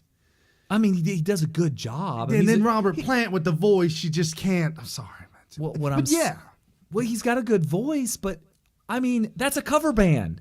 True that. It's a cover band. Okay, so maybe they put their own little flair in. Have you ever heard the band Five Finger Death Punch? Yeah. Okay. Do you hear the new album they got coming out? The new that's coming? No, Yeah. Probably not. It's called Cover. They're all cover songs. All of them? That's all that's being played on the radio right now by this band. They're all cover songs. Oh, that's not good. Now, Zeppelin took a little bit of a step with it and pushed it and really made it their own. Did they? Come on, man. When I heard that gallows pole or hangman or whatever, I was like, that's the same. They paid them. They paid them. Eventually. All right. The Rolling Stones, same thing. Okay. Some of the greatest music ever. Yeah, it's just cover music American from Memphis. Yeah, American. Straight up Memphis. So anyway, and by the way, it's not a coincidence that Elvis is from Memphis. All right, let's get to race relations again, because I really need to talk about this big time. Do you need to play the clip about it? Or? This is a whole summary of everything that just happened. With the Roseanne thing? Yeah. Okay, because I wanted to get into that. But go ahead. All right. We got it. President Trump is weighing in on ABC's cancellation of Roseanne in the wake of her racist tweet. Bob Iger of ABC called Valerie Jarrett to let her know that ABC does not tolerate comments like those made by Roseanne Barr. He never called President Donald J. Trump to apologize for the horrible statements made and said about me on ABC. Maybe I just didn't get the call. Nice. The president's tweet came Wednesday at 12:25 p.m., following last night's big rally in Nashville, where many pointed out that Trump said not a word about the cancellation of the show that starred one of his biggest supporters. I'm fine. Valerie Jarrett, who served as President Obama's senior advisor, told MSNBC, who looks as white as I am. I think you got a better tan than her.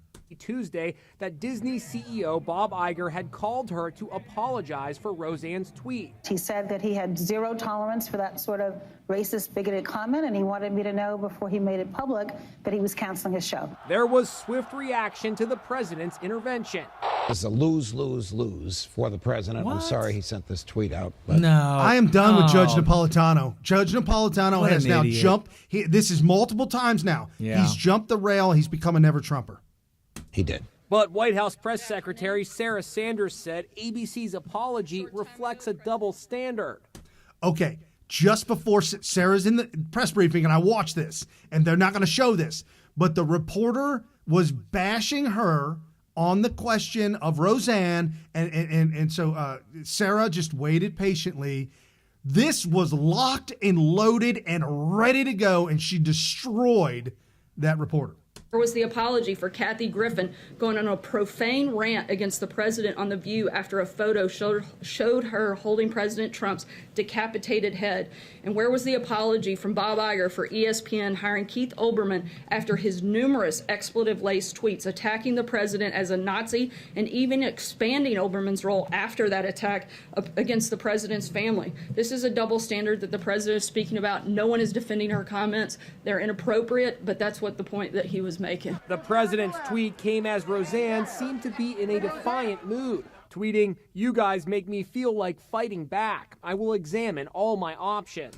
Everybody encouraged her. Yeah, everybody on social media was encouraging this. And I'm about to explain to you after this segment She why. also appeared to blame her castmates for the cancellation. She singled out comedian Wanda Sykes, the show's consulting producer and writer. She's a racist. Who before the Very show was much. canceled had announced on Tuesday that she was quitting. Her tweet made ABC very nervous, and they canceled the show, Roseanne claimed.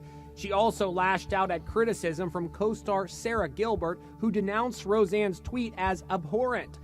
Wow, unreal, Roseanne shot back. After co-star Michael Fishman urged everyone to stand up against bias, hatred, bigotry, and ignorance, Roseanne fired off this angry tweet. "You throw me under the bus. I'm tired of being attacked and belittled more than other comedians who have said worse." She also She is absolutely 100% right about that. There's no question about it. She's 100% right. retweeted this doctored photo of Whoopi Goldberg. Whoopi vented her anger. That's a picture for those of you who listen to audio only.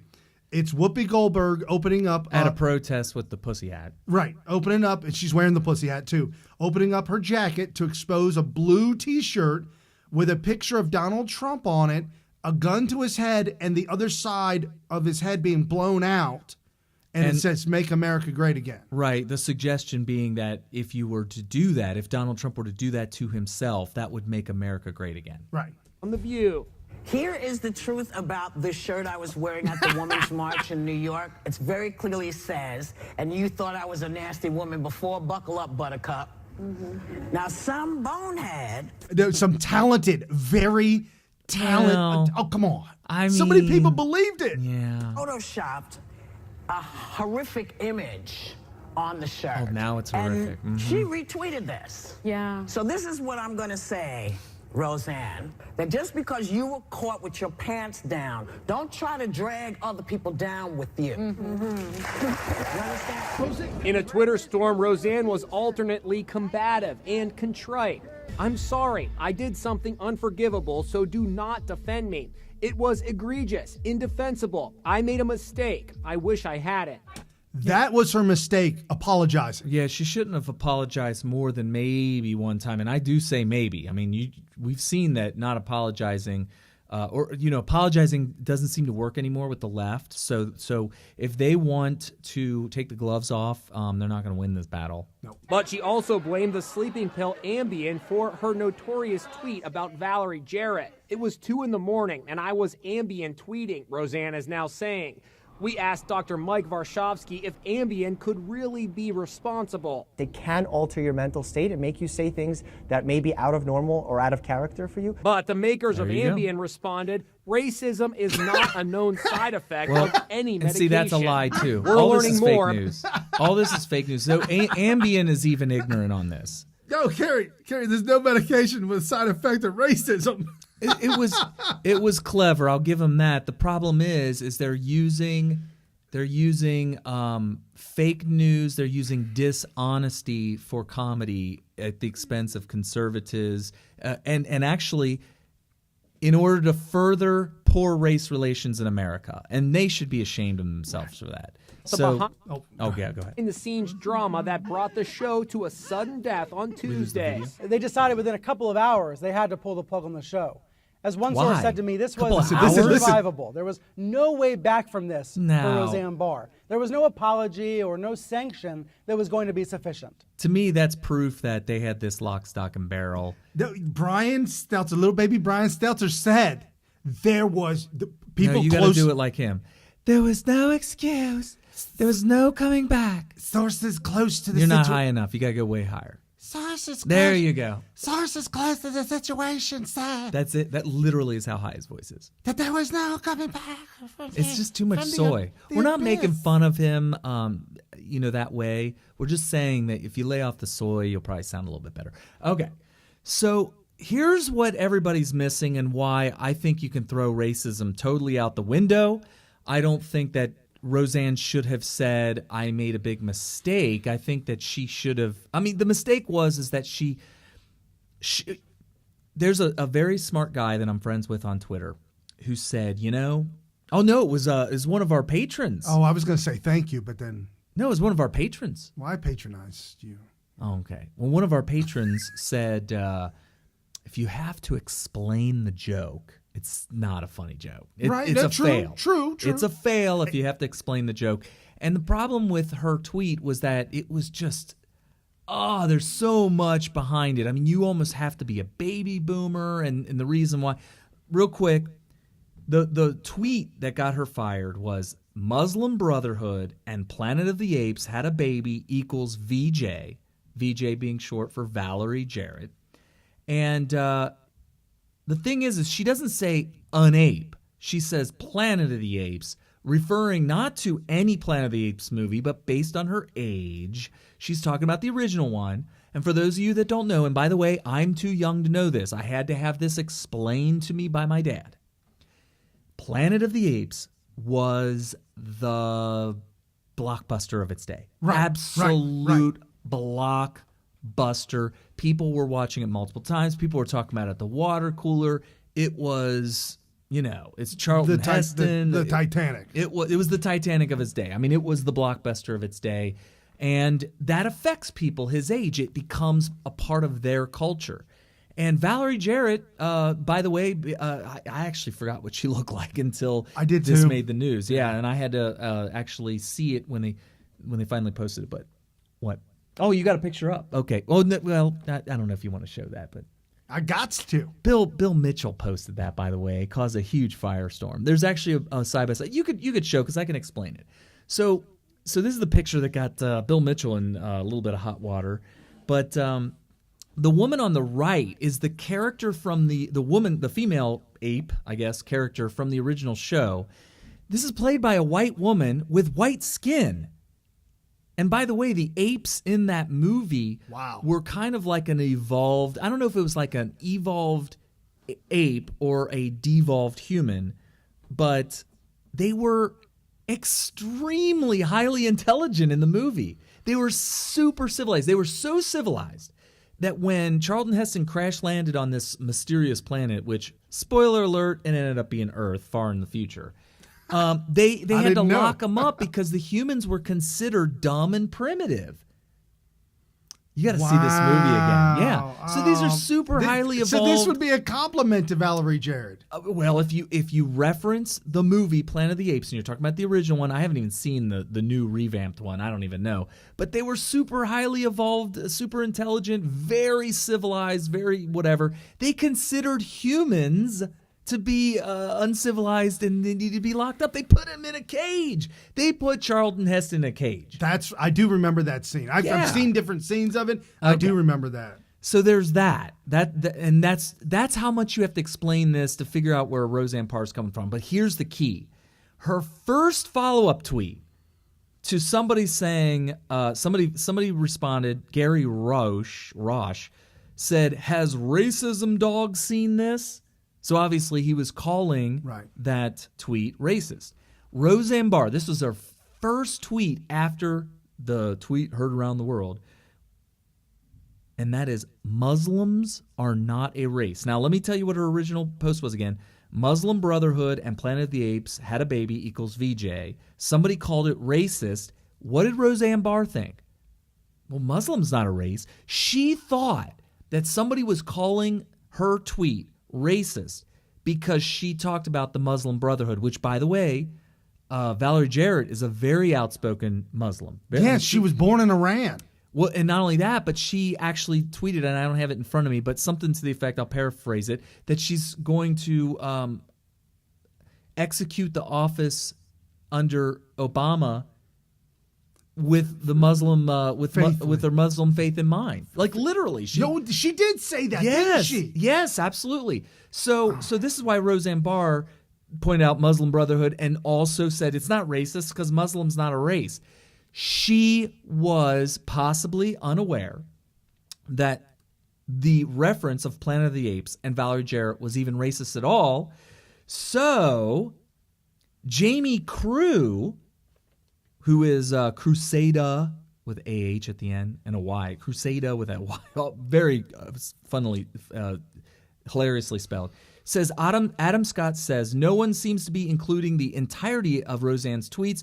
Her second tweet seems exculpatory of being intentionally racist. And Adam Scott responded to that by saying, I can't read Roseanne's mind, but we observe she didn't address the 8 part, looks exculpatory to me. What does that mean? That means that, well, I sum it up right here. I say, yep, her follow-up tweet pretty much proves one of 2 things. Either A, Roseanne was unaware of the self-evident racism of mentioning any primate in the same sentence as a POC, a person of color, or B, Roseanne was unaware that Valerie Jarrett was a person of color. Nobody believes part A, because everybody seems to think that if you mention any kind of a primate in the same sentence as a person of color, that's automatically racism. Right. So since nobody believes A, it's got to be B.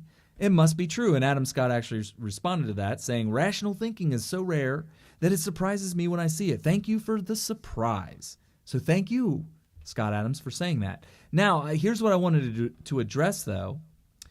Somebody responded to that, saying that...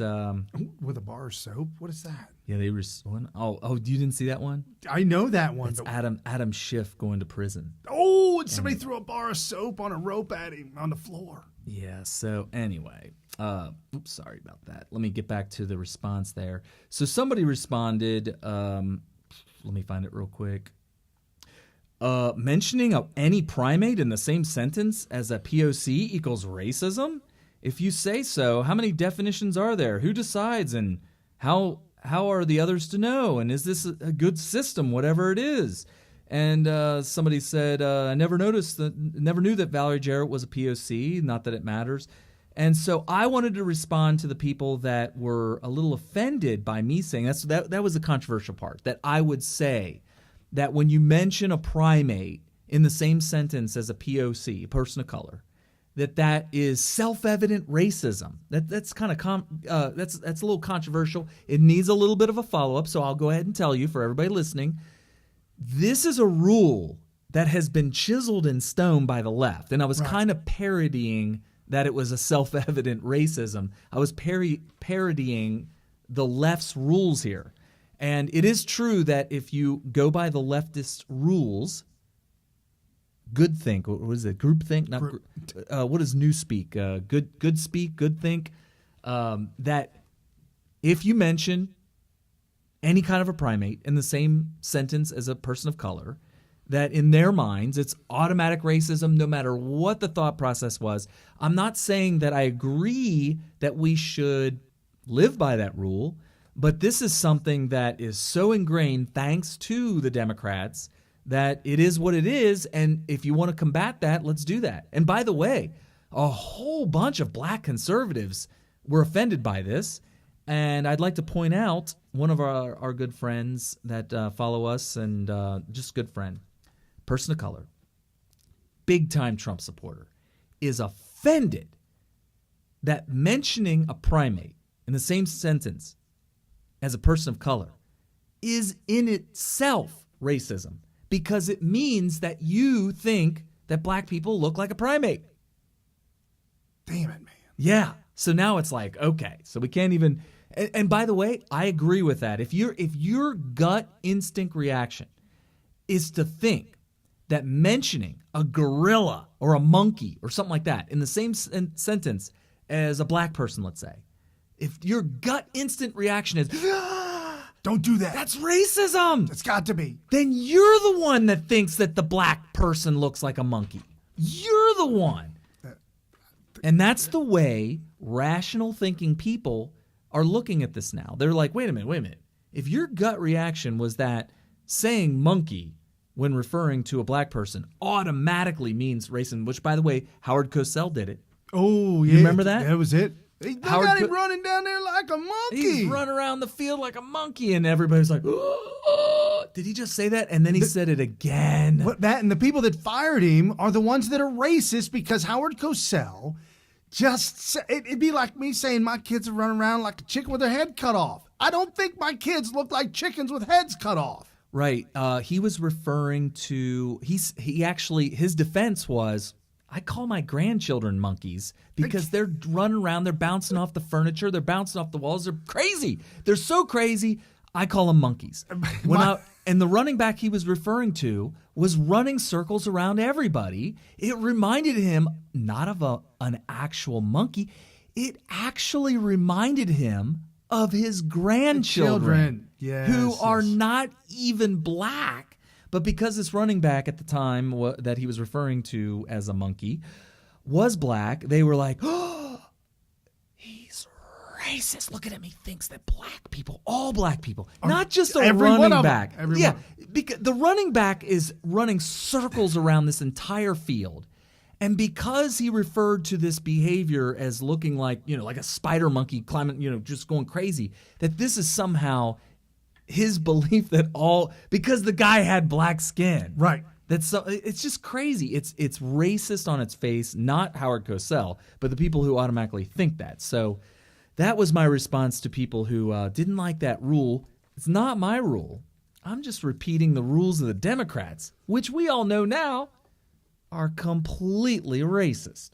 By the way, Valerie Jarrett, I wouldn't have thought I would if I looked at her really closely and examine the heck out of her, might have been able to kind of make a guess that she was a person of color.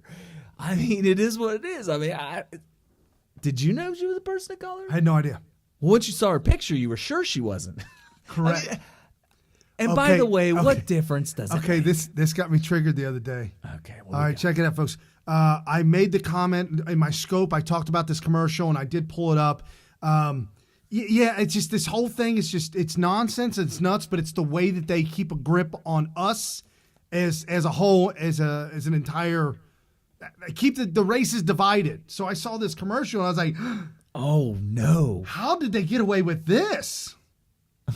Search for a really strong glue that's clear. Sorry, I didn't get that. Clear glue. Clear Gorilla Glue. Of course. Gorilla Glue strength in a crystal clear formula for the toughest jobs on planet Earth. That is racist. And it was a black family. It was a black husband and a black. Definitely racist. No, wife? It's not. It's not even. But you know Hold what? on. I saw it. I saw it at work. It came on the TV, and I was like, "Oh hell no!" Do they know that somebody's gonna? It's a silverback gorilla in the house of a black family. Okay, at the place that I work at, at the place where I work at temporarily, part time. Yeah. They have a thing to alert. Oh, are we out of time? Yeah, we're down in the minute. Oh, got about a minute left. Okay. They have a thing that they post up on the wall with a projector. Huge! To indicate whether or not we have to work an extra hour or not. Okay. It's if you have to work an extra hour, it's a giant gorilla with his doing the flexing. And I said, "Oh, that's racist." And somebody actually said, "Why?" I said, "Haven't you heard about what happened to Roseanne this week?" And they were like, "Oh, I see what you're saying." So I made a big joke out of it. Nice, because they talk about flexing forward or flexing your hours. And you have to act strong, act like a gorilla. What about Mike Cernovich? Got the gorilla mindset. Right, but he's white, though, so it's cool. And then Samantha Bee dropping the C word on Ivanka. Yeah. It's out of control, folks. I don't know what to say. That's how they own us. Ignore it. Absolutely ignore it. Sticks and stones will break my bones. Don't be a slave mentally. Don't be a mental slave. Yeah, get off the plantation. Hang out here with Smith Radio. Free yourself. Free your mind. It's all up to you. Share this with your friends and family all around, and visit us, smithradio.com, to see the show live. See you guys. Peace. Don't forget, patreon.com/smithradio.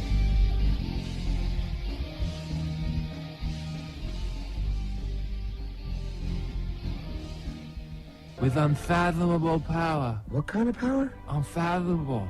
It's without fathom.